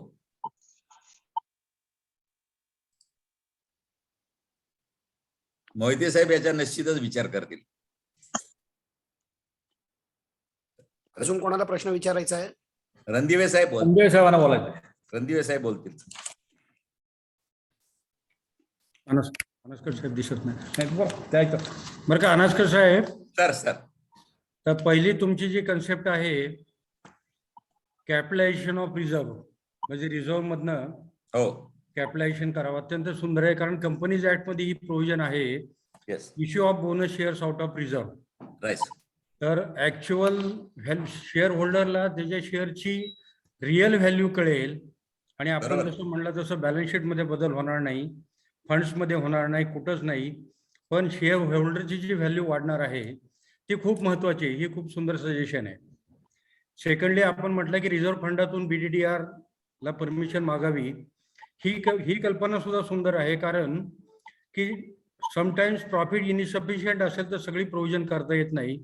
To the extent of shortfall ती राईट. जर अलाव केली आणि over a period of 5 years आपण प्रॉफिटमधनं अप्रोप्रिएशनमधनं काढली तर बरेच प्रश्न सुटतील. कारण एका वर्षी प्रॉफिट जो अफेक्ट होतो, कारण 3 वर्षापूर्वी जेव्हा गव्हर्नमेंट सिक्युरिटीचं डिव्हॅल्युएशन झालं तर बँकांना खूप मोठा हिट बसला.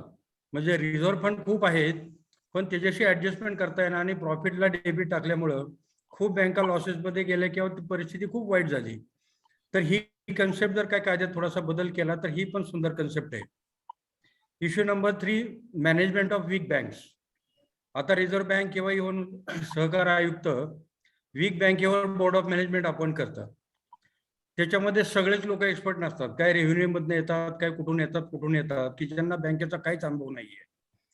अशा वेळी ह्या जर बँका चालवायला सक्षम बँकेकडे दिल्या, only management as you have sed for 5 years, तर इफेक्ट खूप चांगला जाणवेल. आणि 4थी सजेशन मी एकदा आपल्याला मॅरिएटला बोललो होतो की बँक बंद करण्याऐवजी साऊंड बँकेला तिचा ड्यू डिलिजन्स करायचा आणि ती साऊंड बँकेची सबसिडी करता आली तर ती बँक पण जिवंत राहील आणि साऊंड बँकेकडे काय जे इन्फ्रास्ट्रक्चर आहे, नॉलेज आहे, एक्सपर्टाईज आहे, त्याच्यातून ती वर येऊ शकेल आणि रिव्हाइव्ह झाल्यानंतर परत ती सेपरेट होऊ शकेल. राईट. तर या खूप चांगल्या सजेशन्स आहेत आपल्या. तर आणि आपण जे बोलला ते कंपनीज ऍक्टमध्ये सुद्धा डिव्हिडंड इक्विलायझेशन रिझर्व्ह आहे की एखाद्या वर्षी डिव्हिडंड देता आला नाही तर रिझर्व्ह म्हणून देता येतो.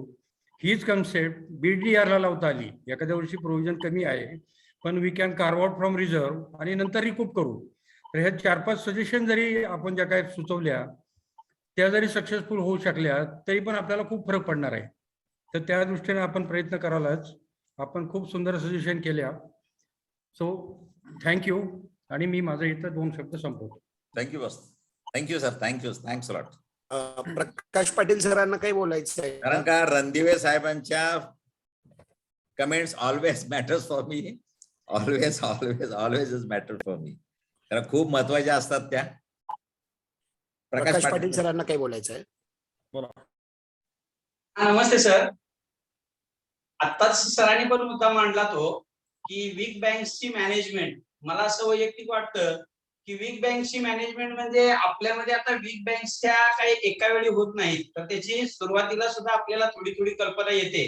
तर आता रिझर्व्ह बँकेने ऍक्शन घेण्याच्या पूर्वी आपण थोडंसं त्या मोठ्या बँकांनी किंवा साहेबांनी जसं सुचवलं तसं मोठ्या बँकेने हा पुढाकार जर आधी घेतला तर ऍक्शन होण्यापूर्वी जर कार्यवाही झाली तर या सहकारी बँकांमधनं त्या बँकांचं अस्तित्व जे जाण्याचा धोका आहे तो थोडासा टाळता येऊ शकेल असं माझं म्हणणं आहे. तर त्या दृष्टीने काय करता येईल का?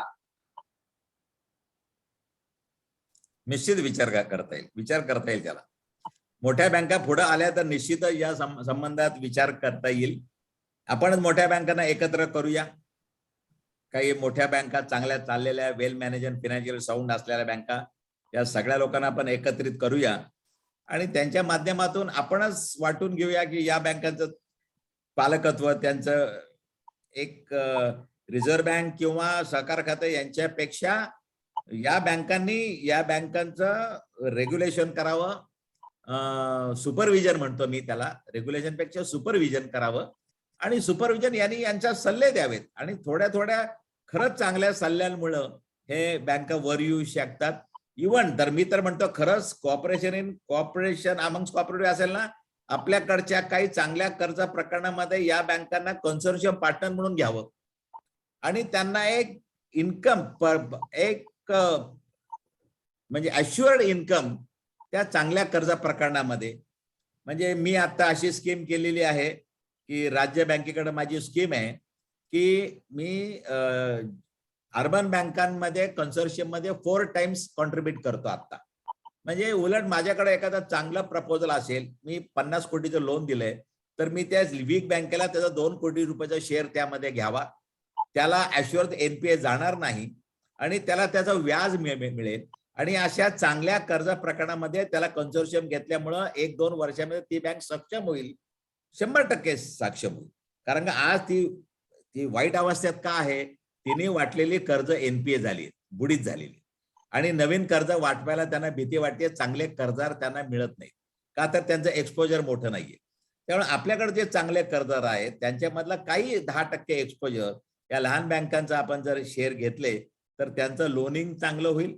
त्यांना ॲश्युअर्ड रिटर्न मिळतील आणि या बँका पण वर येतील. याच्याकरता थोडं सॅक्रिफाईस नेचर आणि सहकाराबद्दल एक प्रेम, विश्वास, सहकार क्षेत्राबद्दल हा निर्माण करायला लागेल आपल्याला मोठ्या बँकांमध्ये. नाहीतर आज मोठ्या बँकांना असं वाटतं की त्या मोठ्या बँकाने पण विसरू नये, कधीतरी त्याही लहान होत्या, आणि हे विसरता कामा नये. आज मोठ्या सहकार क्षेत्रामुळे सगळं आपण आहोत. त्यामुळे सहकार क्षेत्राला, सहकाराला जर महत्व दिलं तर मला वाटतं सगळंच गाडं सुरळीत होईल असं मला वाटतं. त्यामुळं नाहीतर आज तसं आपण लहान बँका सगळ्या एकत्र असतो, पण आपण पण एकमेकाला मदत करू शकतो. एक उदाहरण आपल्याकडं राव नावाच्या हॉस्पिटलचं उदाहरण आहे. मोहिते साहेबांना माहिती आहे, आपण 6 बँकांनी मिळून त्यांना 36 कोटी रुपये लोन दिलं आणि ते हॉस्पिटल एवढं छान चाललं की उद्या दुसऱ्या लोकांनी ते 8%ला 8%ने आपल्याकडनं टेक ओव्हर केलं. पण 6 बँकांनी एकत्र येऊन त्यांना फायनान्स केला होता. तर अशा प्रकारे चांगल्या प्रकरणामध्ये मोठ्या बँकांनी त्यातला एक्सपोजर, काही एक्सपोजर लहान बँकांना देऊ केलं की तुमचा पैसा आमच्याकडे लावा, नवीन कर्जदार शोधत बसू नका, ती रिस्क तुम्ही घेऊच नका. तर त्या लहान बँका निश्चितच वर येतील असं मला वाटतं. आणि ह्या जोड्या लावून द्यायचं काम असोसिएशनने करावं असं मला वाटतं. जय भवानी बँकेतनं बोलायचंय कोणाला तरी. सर तुम्ही अनम्यूट करा. जय भवानी कोऑपरेटिव्ह बँक.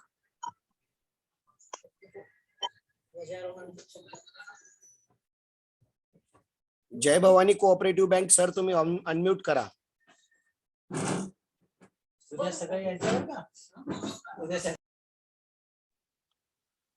मला वाटतंय मुकेशजी त्यांचं अनम्यूट होईपर्यंत अनास्कर सर मला एक प्रश्न पडलाय. आले जय भवानी कोऑपरेटिव्ह बँक प्रसाद सर. मुकेशजी त्यांचं एक प्रश्न मला असा पडलाय की आपण आता एक खूप छान संकल्पना मांडली आणि त्याच्यात तुम्ही म्हणता की सहकार कायद्यात सुद्धा त्याची तरतूद आहे की मोठ्या बँकांनी लहान बँकांना पेरेंटिंग केलं पाहिजे, थोडक्यात एक पालकत्व स्वीकारून. तर मग म्हणजे हा थोडासा अवघड प्रश्न आहे, पण जेव्हा छोट्या बँका, गणेश बँक ऑफ कुरुंदवाड सारखी बँक असेल सहकार क्षेत्रातली, जेव्हा ही बँक मोठ्या बँकेमध्ये मर्ज झाली त्यावेळेस अशा प्रकारचे जे नियम लावले गेले होते तर त्यावेळेस आपण काही करू शकलो असतो का? मी तेच सांगतो की याला इच्छाशक्ती पाहिजे. इच्छाशक्ती असेल तर जगात काही अशक्य नाही आणि आज आपण सगळं करू शकतो. आणि आता मी स्वतः तसं करतोय. आता नाशिक जिल्हा बँक पण आम्ही चालवायला घेतोय. आम्ही अनेक अडचणीत असलेल्या जिल्हा बँकांना आम्ही फंडिंग करून त्यांना लिक्विडिटी सपोर्ट करतो. एक छोटी गोष्ट आहे, असोसिएशनने जर समजा आम्ही ठरवलं कायद्यात बसणाऱ्या सगळ्या गोष्टी मी बोलतो, बेकायदेशीर बोलणार नाही. आम्ही एक म्युच्युअल असिस्टंट फंड तयार केला आणि प्रत्येक बँकेला सांगितलं की तुमच्या नफ्यातल्या 15% पैसा, 10% पैसा आमच्या म्युच्युअल असिस्टंट फंड मध्ये द्या. आणि असोसिएशनने तो पैसा गुंतवला शेअर आपलं G-Sec मध्ये, याच्यामध्ये अनेक वेळ. आणि असोसिएशनला तशी परवानगी आपल्याला घेता येते, NBFC टाईप आपल्याला परवानगी पण घेता येते. आणि अडचणीतल्या बँकांना जर आपण ते लिक्विडिटी सपोर्ट जर देत गेलो आणि त्यांचं मॅनेजमेंट आपण जर केलं, पण त्याने स्वीकारलं पाहिजे. असोसिएशनचं मॅनेजमेंट त्याने स्वीकारलं पाहिजे. आजकाल काय होतं, एक सगळ्यात महत्वाची अडचण म्हणजे आम्ही रोग शेवटच्या टोकाला पोहोचेपर्यंत कोणाला विश्वासात घेऊन आमची अडचण सांगतच नाही, सगळं लपून ठेवतो. लपून ठेवायच्या पद्धतीमुळं ज्यावेळी ते अडचण येते त्यावेळी एकदमच शेवटची स्टेज आलेली असते. आता आपल्याकडे एक नवजीवन बँक होती. त्या नवजीवन बँकेला मी सारखं विचारत होतो, तुम्हाला काय अडचण आहे का, अडचण आहे का? पण नवजीवन बँके म्हणलं काही नाही, आमची बँक उत्कृष्ट चालली. आणि एक दिवस असा आला की रिझर्व्ह बँकेने सांगितलं गेल्या 3 वर्ष यांनी नफा नसताना खोटा नफा दाखवा, म्हणजे नफा नसताना म्हणजे इंटरेस्ट जे रिसिव्ड नाही, अनपेड म्हणजे ड्यू झालेले इंटरेस्ट रिसिव्ड म्हणून दाखवून आणि एकदम तो नफा रिव्हर्स करायला सांगितलं, ती बँक कोसळली. आज तुम्ही जर आम्हाला आधी सांगितलं ही आमची अडचण आहे, ही चूक आम्ही केलेली आहे आणि ही चूक आम्हाला सुधारायची आहे, याच्याकरता विश्वासाने असोसिएशनकडे आलं पाहिजे. असोसिएशनला सगळ्या आपल्या जे काही चुकीच्या गोष्टी घडल्या असतील आपल्या हातून ते सांगितल्या पाहिजेत आणि मग असोसिएशन त्यातनं निश्चितच मार्ग काढेल. आणि एक्सपर्ट बसलेलो आहोत. इव्हन माझ्या ज्याच्याही पुढे जाऊन असोसिएशनला आम्ही असं मध्ये म्हटलं होतं की रिड्रेसल फोरम असोसिएशननी एक डिस्प्यूट रिड्रेसल फोरम म्हणून काम करावं. म्हणजे अनेक डिफॉल्टर आणि बँका यांच्यामधले वाद असतो. कर्जदाराला वाटतं बँक आपल्याशी खोटं बोलतेय, बँकेला वाटतं कर्जदार आपल्याला फसवत आहे. या दोघांमध्ये मध्यस्थी करायचं काम जर असोसिएशनने केलं आणि कायद्याने ते अलाउड आहे. दोघांनी जर संमती दिली, त्याची काही विशिष्ट फी दिली असोसिएशनला, तर असोसिएशन एक्सपर्ट बसून त्या कर्जदाराला सांगू शकतं की तुला बँक फसवत नाहीये, कायदा असा असा आहे. नाहीतर प्रत्येक कर्जदाराला वाटतं संचालक मंडळाच्या हातात सगळं आहे, संचालक मंडळ मला न्याय देत नाही, मला ओटीएस देत नाही, माझ्याकडनं जास्त रक्कम घेते. त्याचा विश्वास असोसिएशनवर असतो. कारण असोसिएशनने यामध्ये मध्यस्थाची भूमिका अल्टरनेट डिस्प्यूट रिझोल्युशन सिस्टीम, त्या मी एडीआर सिस्टीम असं म्हणतो, ही सेटलमेंट कमिटी, अशा प्रकारे आपण जर काम केलं तर निश्चितच आउट ऑफ कोर्ट सेटलमेंट होतील. नाहीतर आज कोर्टामध्ये विथ ड्यू रिस्पेक्ट टू दर ऍडव्होकेट बद्दल मनात पूर्ण रिस्पेक्ट ठेवून कुठली केस, मोहिते साहेब आपण ऍडव्होकेट आहात, पण कुठली केस ताबडतोब कधी रिझॉल्व्ह होत नाही. कधी हा तारीख घेतो, कधी तो तारीख घेतो, कधी दोघे मिळून तारीख घेतात आणि 8-8 वर्ष 10-10 वर्ष त्या केसेस सुरू असतात. पण याच्यात मार्ग म्हणून एडीआर सिस्टीम जर असोसिएशनने राबवली तर मला वाटतं हा नक्कीच इफेक्टिव्ह होईल. आणि नाही कसं काय, कारण का मला जर दुसरा त्रस्त मनुष्य सांगतो की बँकेच्या हातात हे नाहीये, हा नियम आहे, तर त्या माणसाला पटतं ते आणि त्यातनं मार्ग काढतो. असं आहे. माझं उदाहरण मी देतो. मुद्दाम मी का सांगतो, मी या बँकेमध्ये मी आज ऍडमिनिस्ट्रेटर असल्यामुळे माझा पूर्ण पॉवर असल्यामुळे मी काही गोष्टी करू शकतो. मला कोणाची परवानगीची गरज नव्हती. बुडीत सगळ्या साखर कारखान्यांना मी 12 वर्षाचं रिस्ट्रक्चरिंग करून दिलं. 12 वर्ष. आणि त्यांना फक्त व्याजाच्या 10% रक्कम घेतली, मुद्दल पण नाही घेतलं. आज ते साखर कारखाने मी परत सुरू करून दिलेले. शेवट असे एक डिसिजन अफलातून जर त्या एडीआर सिस्टीमने जर बँकांना सांगितलं की तुम्ही हे करू शकता आणि हे केलं तर तुमचं असं होईल, तर होऊ शकतं. कोर्ट कचेरीमध्ये कोणी जात नाही आणि कोर्ट कचेरीमध्ये पण गेल्यानंतर काय न्याय मिळतो आपल्याला माहिती आहे. त्यामुळे त्या ज्युडिशरी बद्दल न बोललेलं बरं आपण. त्यामुळे ही भूमिका असोसिएशननी करावी. आपल्याकडे 10 एक्सपर्ट बसवावेत आणि नॉमिनल फी घ्यावी. 250 रुपये तू दे, 250 रुपये तू दे, दोघांनी मिळून एक जॉईंट हे द्यायचं आणि हा लॉ आहे त्याचा. आर्बिट्रेशन सारखं आपण सुचवताय ट्रिब्युनल. पण त्याला हे आहे, म्हणजे त्याला ज्युडिशरी मध्ये अलाउड आहे की दोघांनी संमतीने जर एखाद्याला सांगितलं की मला असोसिएशननी अल्टरनेट डिस्प्यूट रिझोल्युशन म्हणून आम्हाला हे करावं आणि ते दोघांना मान्य आहे, दोघांची सही होते आणि तो कोर्टात पण व्हॅलिड आहे, ते ऍग्रीड आहे. ते तशा प्रकारचं संकल्पना आपण हळूहळू करू शकतो. सहकार सप्ताहाच्या निमित्तानं जय भवानी. जय भवानी कोऑपरेटिव्ह बँक. नमस्कार. नमस्कार साहेब. नमस्कार सर. नमस्कार. हॅलो, आवाज येतोय सर? हो बोला, ऐकू येतं.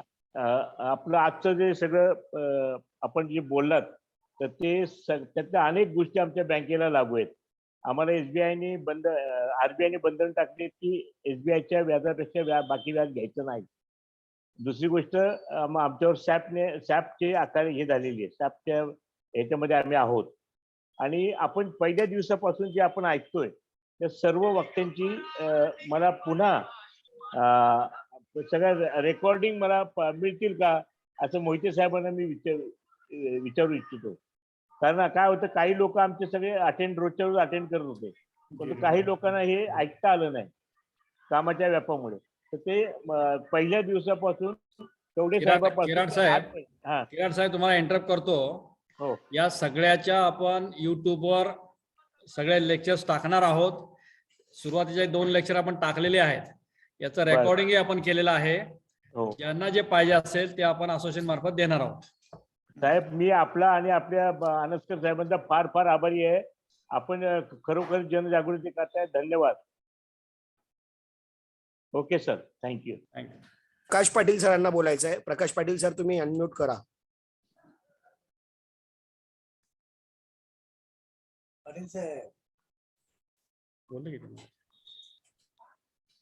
प्रकाश पाटील सर, आपण अनम्यूट करा प्लीज.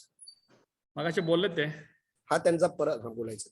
हा सर, आता चर्चा झाल्यानंतर एक दुसरा प्रश्न असा होता, सीडी रेशो सर आता आपल्या सगळ्याच बँकांचा खाली आलेला आहे आणि इन्व्हेस्टमेंटकडे जाणारा पोर्शन सध्या जास्त आहे. सध्या आमच्याकडे आलेल्या थोड्याशा माहितीप्रमाणे साहेबांच्याकडे इन्व्हेस्टमेंटचं डिपार्टमेंट एकदम स्ट्रॉंग आहे. त्याच्यामध्ये फारच म्हणजे अग्रेसिव्हली ट्रेडिंग केलं जातं. तर अशा पद्धतीची एक्सपर्टीज काही आता या शेवटच्या काही कालावधीसाठी सर आपल्या बँकांना उपलब्ध झाली तर सध्या ह्या वर्षामध्ये जो प्रॉफिटेबिलिटीचा इश्यू आहे त्यासाठी निश्चितच मदत होणार आहे. त्यासाठी काय थोडंसं मार्गदर्शन मिळेल? नाही, माझं इन्व्हेस्टमेंटचं treasury wing consultation, free consultation साठी सगळ्या नागरी सहकारी बँकांना ओपन आहे आणि तुम्ही कधीही माझा प्लॅटफॉर्म यूज करू शकता. कोणतेही चार्जेस न लावता अनेक लोक त्याच्या सेवा घेत आहेत. तुम्ही कधीही माझ्या विंगशी, माझ्या एमडीशी तुम्ही कधीही कॉन्टॅक्ट करा, तुम्हाला सकारात्मक प्रतिसाद मिळेल. हा मी तुम्हाला अश्युरन्स देतो, 100% अश्युरन्स देतो. थँक्यू. अजून कोणाचे काही प्रश्न? अनास्कर सर, मगाशी बोलता बोलता आपण अजून एक विषयाला स्पर्श करून गेलात की मुस्लिम बँकिंग पद्धतीमध्ये त्या धर्मामध्ये कदाचित व्याज न घेणं हा त्यांचा धर्माचा नियम आहे. आणि आपण जो मुद्दा मांडलात की अशा प्रकारचं बँकिंग आपण करू शकतो की व्यवसायामध्ये भागीदारी घेऊन बँकिंग करता येऊ शकतं. पण मग त्याच्यासाठी म्हणून कायद्यातली काही तरतुदी तशा करता येऊ शकतात का सहकार कायद्यामध्ये? कारण जर एखादा व्यवसाय हा जर म्हणजे अगदी छान नावारूपाला आला असेल आणि तो म्हणजे वृद्धिंगत होत असेल तर नक्कीच त्याच्यातलं प्रॉफिट शेअरिंग घेणं योग्य. पण जेव्हा त्याच्यामध्ये तोटा येईल तर बँक तोटा सहन करण्यासाठी म्हणून तयार होईल का? हा मुद्दा क्रमांक 1. आणि डे बाय डे जसं प्रॉफिट वाढत जाईल त्या प्रमाणात त्या प्रॉफिट मधलं शेअरिंग वाढवण्याचं प्रोव्हिजन ही तशी तरतूद काही कायद्यामध्ये करता येऊ शकते का? नाही, कसं आहे, हा सगळ्यात पहिल्यांदा हा प्रश्न सहकार खात्याची नाही, रिझर्व्ह बँकेची निगडीत आहे. रिझर्व्ह बँकेने बँकिंग नॉर्म्स नुसार हे सगळं केलेलं आहे. पण मध्यंतरी आपल्या केंद्र सरकारने मुस्लिम बँकिंगला परवानगी दिली होती आणि केंद्र सरकारने परवानगी दिली, नंतर त्याला विरोध झाला. मी म्हणलो ते नाव बदलून टाका, त्याला पार्टनरशिप बँकिंग करा. समजा एखादं नाव इकॉनॉमिक बँकिंग करा, पार्टनरशिप बँकिंग करा, अजून काही नाव ठेवू शकतो आपण. पण नंतर ती केंद्र सरकारने दिलेली परवानगी नंतर विड्रॉ केली गेली आणि रिझर्व्ह बँकेने हे केंद्र सरकारला रेकमेंड केलं होतं राजन साहेबांच्या काळामध्ये आणि रेकमेंड केलं होतं आणि हे अग्रीड झालं होतं, अप्रूव्ड झालं होतं. कारण काय अप्रूव्ड झालं म्हणजे ते बँकिंग सिस्टीम बघायला. पण यामध्ये भारतामध्ये आज लोकसंख्येवाईज बघायला गेलं तर ज्या मुस्लिम धर्मामध्ये जर असं असेल तर अनेक मुस्लिम बांधव बँकिंग पासून वंचित आहेत आज. कारण का ते डिपॉझिट पण ठेवू शकत नाहीत, कर्जही घेऊ शकत नाहीत. त्यामुळे ते अनेक लोक ते बँकिंग पासून मुस्लिम त्या धर्मामध्ये त्यांनी पार्टनरशिप आहे त्यामध्ये. त्यामुळे अनेक देशामध्ये आज अशा प्रकारचं सक्सेसफुल बँकिंग आहे. माझं म्हणणं त्याचा फक्त प्रिन्सिपल घ्यावं, त्यातलं फक्त काहीतरी हे घेतलं. आता समजा मी सरळ सांगतो, लोकमान्य मल्टीपर्पज आज सोसायटी आहे. मल्टीपर्पज सोसायटी, ती सोसायटी शिपिंग मध्ये आहे, ती सोसायटी कन्स्ट्रक्शन मध्ये आहे. म्हणजे ठेवीदारांचा पैसा बुलढाणा तुम्ही टोल वसूल करता, तुम्ही रोड बांधता, तुम्ही त्यांचे 600 गोडाऊन आहेत. म्हणजे हे दुसऱ्या बिझनेस ऍक्टिव्हिटी मध्ये ते आहेत, त्यापासून तुफान नफा कमवला आणि तो सभासदांना वाटलाय आज. त्यामुळे यात अयोग्य असं काय असं मला वाटत नाही. त्यामुळे तो लिगली बिझनेस असावा, लिगल फ्रेमवर्क मधला असावा आणि या संबंधी पूर्वी रिझर्व्ह बँकेने केलेली सूचना केंद्राने मान्य केली होती. त्यामुळे त्यात काही चुकीचं आहे असं मला वाटत नाही. त्याच्याकरता प्रयत्न आपण जर त्या प्रिन्सिपल टेस्ट ठेवून हे पार्टनरशिप इन बँकिंग केलं, याच्याकडनं व्याज घ्यावं काय घेऊ नये, पण नफ्यातला हिस्सा पण घेऊ, व्याज कमी करू, असं काय करता येईल का याच्यावर विचार विनिमय तरी झाला पाहिजे. एक ओपन डिस्कशनला हा मुद्दा ओपन आला पाहिजे आणि त्यामध्ये आपण 2 बँकांमध्ये पण आम्ही अग्रीमेंट करू शकतो, कन्सोर्शियम करू शकतो. आपल्या सेक्शन 17 मध्ये, कोऑपरेटिव्ह मध्ये सेक्शन 17 मध्ये आहे ते, तुम्ही दुसऱ्या सहकारी संस्थेबरोबर पार्टनरशिप करू शकता. जसं मी कन्सोर्शियम म्हणतो तसं पार्टनरशिप पण म्हणतो. दोघांनी म्हणून एकत्र जीसेक मध्ये जर पैसे गुंतवले, आलेला नफा त्या रेशोमध्ये वाटून घ्यायचा. मी म्हणतो प्रयत्न करायला काय हरकत आहे. उद्या जर नियमबाह्य आहे का नाही ते आरबीआय ठरवेल, त्यांना विचार करू दे. नियमबाह्य असेल तर आपल्याला म्हणतील की स्टॉप इट. पण आपण एक ट्रायल केस म्हणून कुणीतरी करावं. कारण कुठंतरी नवीन न्हाव्याकडे डोकं कोणीतरी द्यावंच लागेल. आणि ते डोकं देताना हा कसं कटिंग होईल याचं भान नाही, पण एकाला कोणाला तरी तो रिस्क घ्यावी लागेल आपल्याला. आणि असोसिएशन असेल तर त्याला एक सपोर्ट असतो, एक एक सगळ्यांचा पाठिंबा असतो. त्यांच्या उद्देशाबद्दल कोणाच्या मनामध्ये शंका नाहीये. असोसिएशनच्या उद्देशाबद्दल शंकाच असू शकत नाही, कारण ते फादर बॉडी आहे, एक पॅरेंटल बॉडी आहे आपली. त्यामुळे ते करावं आणि होईल सक्सेसफुल. किंवा चालवायला तरी घेऊया पुणे पीपल्स बँक संचलित एखादी पतसंस्था. का नाही होऊ शकत? होणार ना, का नाही होणार? आणि असं जर एखाद्याने केलं, बघू काय होतंय, पण प्रयत्न तरी करायला काय हात. Thank you boss. Thank you Mohiteji. Thank you sir. Thank you. Mohiteji, मी आपल्याला विनंती करतो की आजच्या कार्यक्रमाचं आभार प्रदर्शन आपण या ठिकाणी करावं. नमस्कार. अनास्कर साहेबांनी त्यांच्या नेहमीच्या पद्धतीप्रमाणे सगळ्याच विषयांना या ठिकाणी हात घातला आणि त्यांच्या डोक्याच्या कल्पना नेल्या आणि अशा वेगळ्या कल्पना येतात त्या या ठिकाणी त्यांनी मांडण्याचा प्रयत्न केलेला आहे.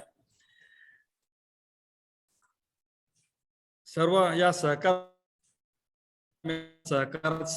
असावा ही एक अपेक्षा आपण या ठिकाणी व्यक्त केलेली आहे. सुरुवात पुणे जिल्ह्यातनं नक्की चांगली झाली, लोकांमध्ये वातावरण नक्की चांगलं निर्माण झालेलं आहे आणि ज्या अपेक्षा आपण व्यक्त केलेल्या आहेत याचा विचार सगळ्या संचालकांनी करणं गरजेचं आहे. एक गोष्ट मगाशी अनास्कर साहेबांनी सांगितली की बँका चालवायला घेणं किंवा बँकांनी समोर येणं. आज असोसिएशन तर्फे आपण प्रयत्न करतो आहोत की ज्या बँका कुठेतरी अडचणीत येत आहेत किंवा येण्याची शक्यता आहे अशा बँकांना आपण मदत करण्याचा हात पुढे देतो. हे करत असताना अनास्कर साहेब म्हणले त्याच्यामध्ये तथ्य आहे की लोक लपवून ठेवतात. हे आपल्याही संचालकांनी काही गोष्टीची भान राखलं पाहिजे की आपण काही गोष्टी लपून ठेवल्यामुळं पुढे येणारा धोका जो आहे तो या आर्थिक संस्थेमध्ये ती संस्थाही संपवते आणि त्या संचालकाही संपवते. हे काही उदाहरणं आपल्या समोर आहे. त्यामुळं वेळीच आपण हे सावध होणं हे गरजेचं आहे. जर एखादी गोष्ट मला कळत नसेल तर ज्याला कळतंय अशा माणसासमोर आपण जाऊन हे मांडलं पाहिजे, माझी अडचण आहे परंतु मी कसं सांगू, हा विचारांचा आपण शांत राहिलो तर ती संस्था बंद होण्यामध्ये त्याची परिणती आतापर्यंत झालेली आहे ही आपण पाहिलेली आहे. त्यामुळे ज्या संस्थांना अडचणी आहेत त्या संस्थांनी पुढे आलं पाहिजे. मग अनास्कर साहेबांनी सुचवलं ते संस्था दुसऱ्याला चालवता येईल का हे सुद्धा आपल्याला पाहता येईल.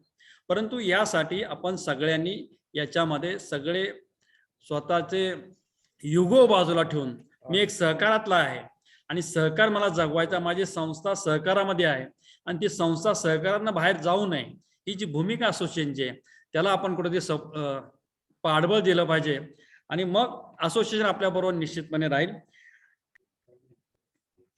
ज्या गोष्टी आता अनास्कर साहेबांनी सांगितल्या त्यात रिझर्व्ह फंडातनं एनपीची तरतूद हा भाग असेल, शेअर्समध्ये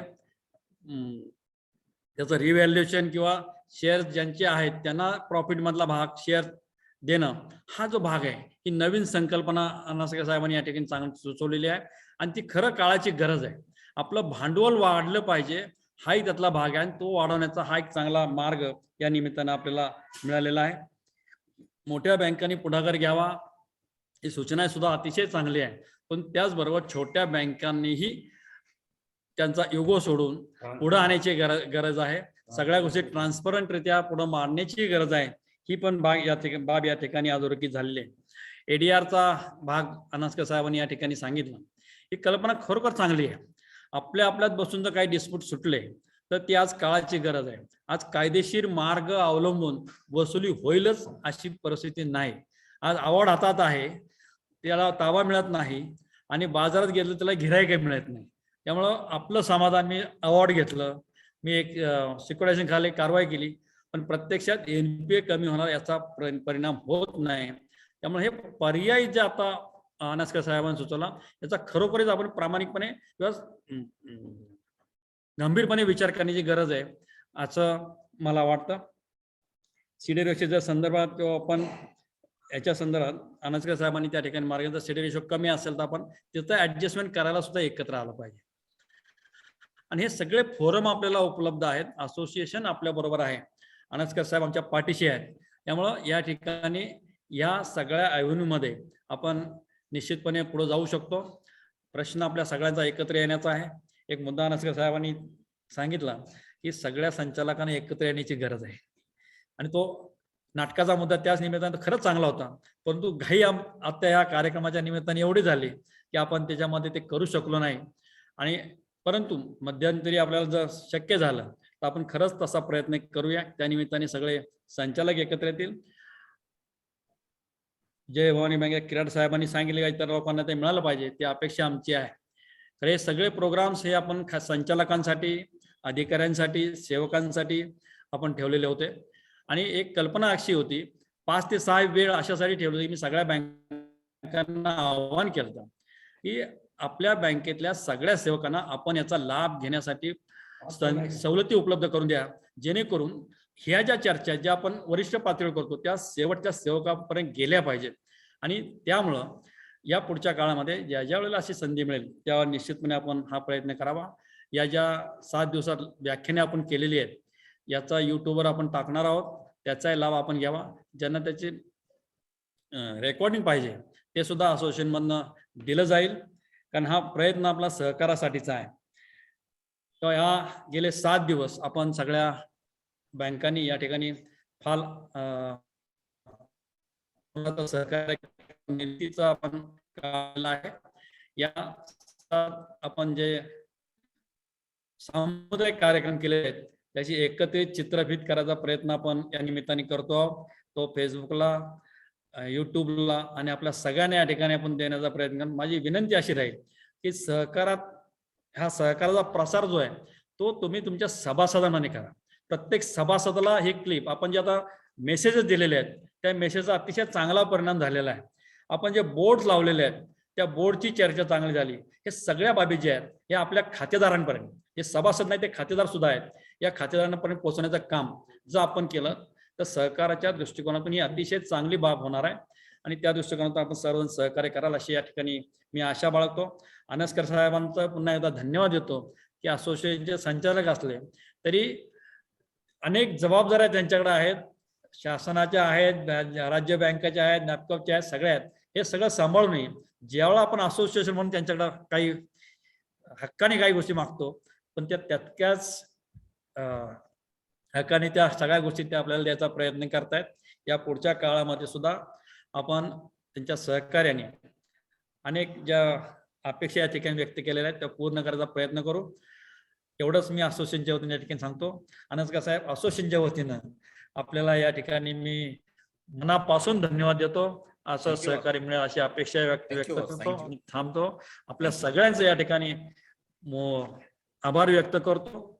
आणि असाच प्रकारचा सहकार्य या पुढच्या काळामध्ये असोसिएशनला आपण प्रत्येक कार्यक्रमामध्ये, प्रत्येक कार्यामध्ये द्याल अशी अपेक्षा आपल्याकडनं व्यक्त करतो आणि थांबतो. धन्यवाद. Thank you thank you thank you. सगळ्यांचे मन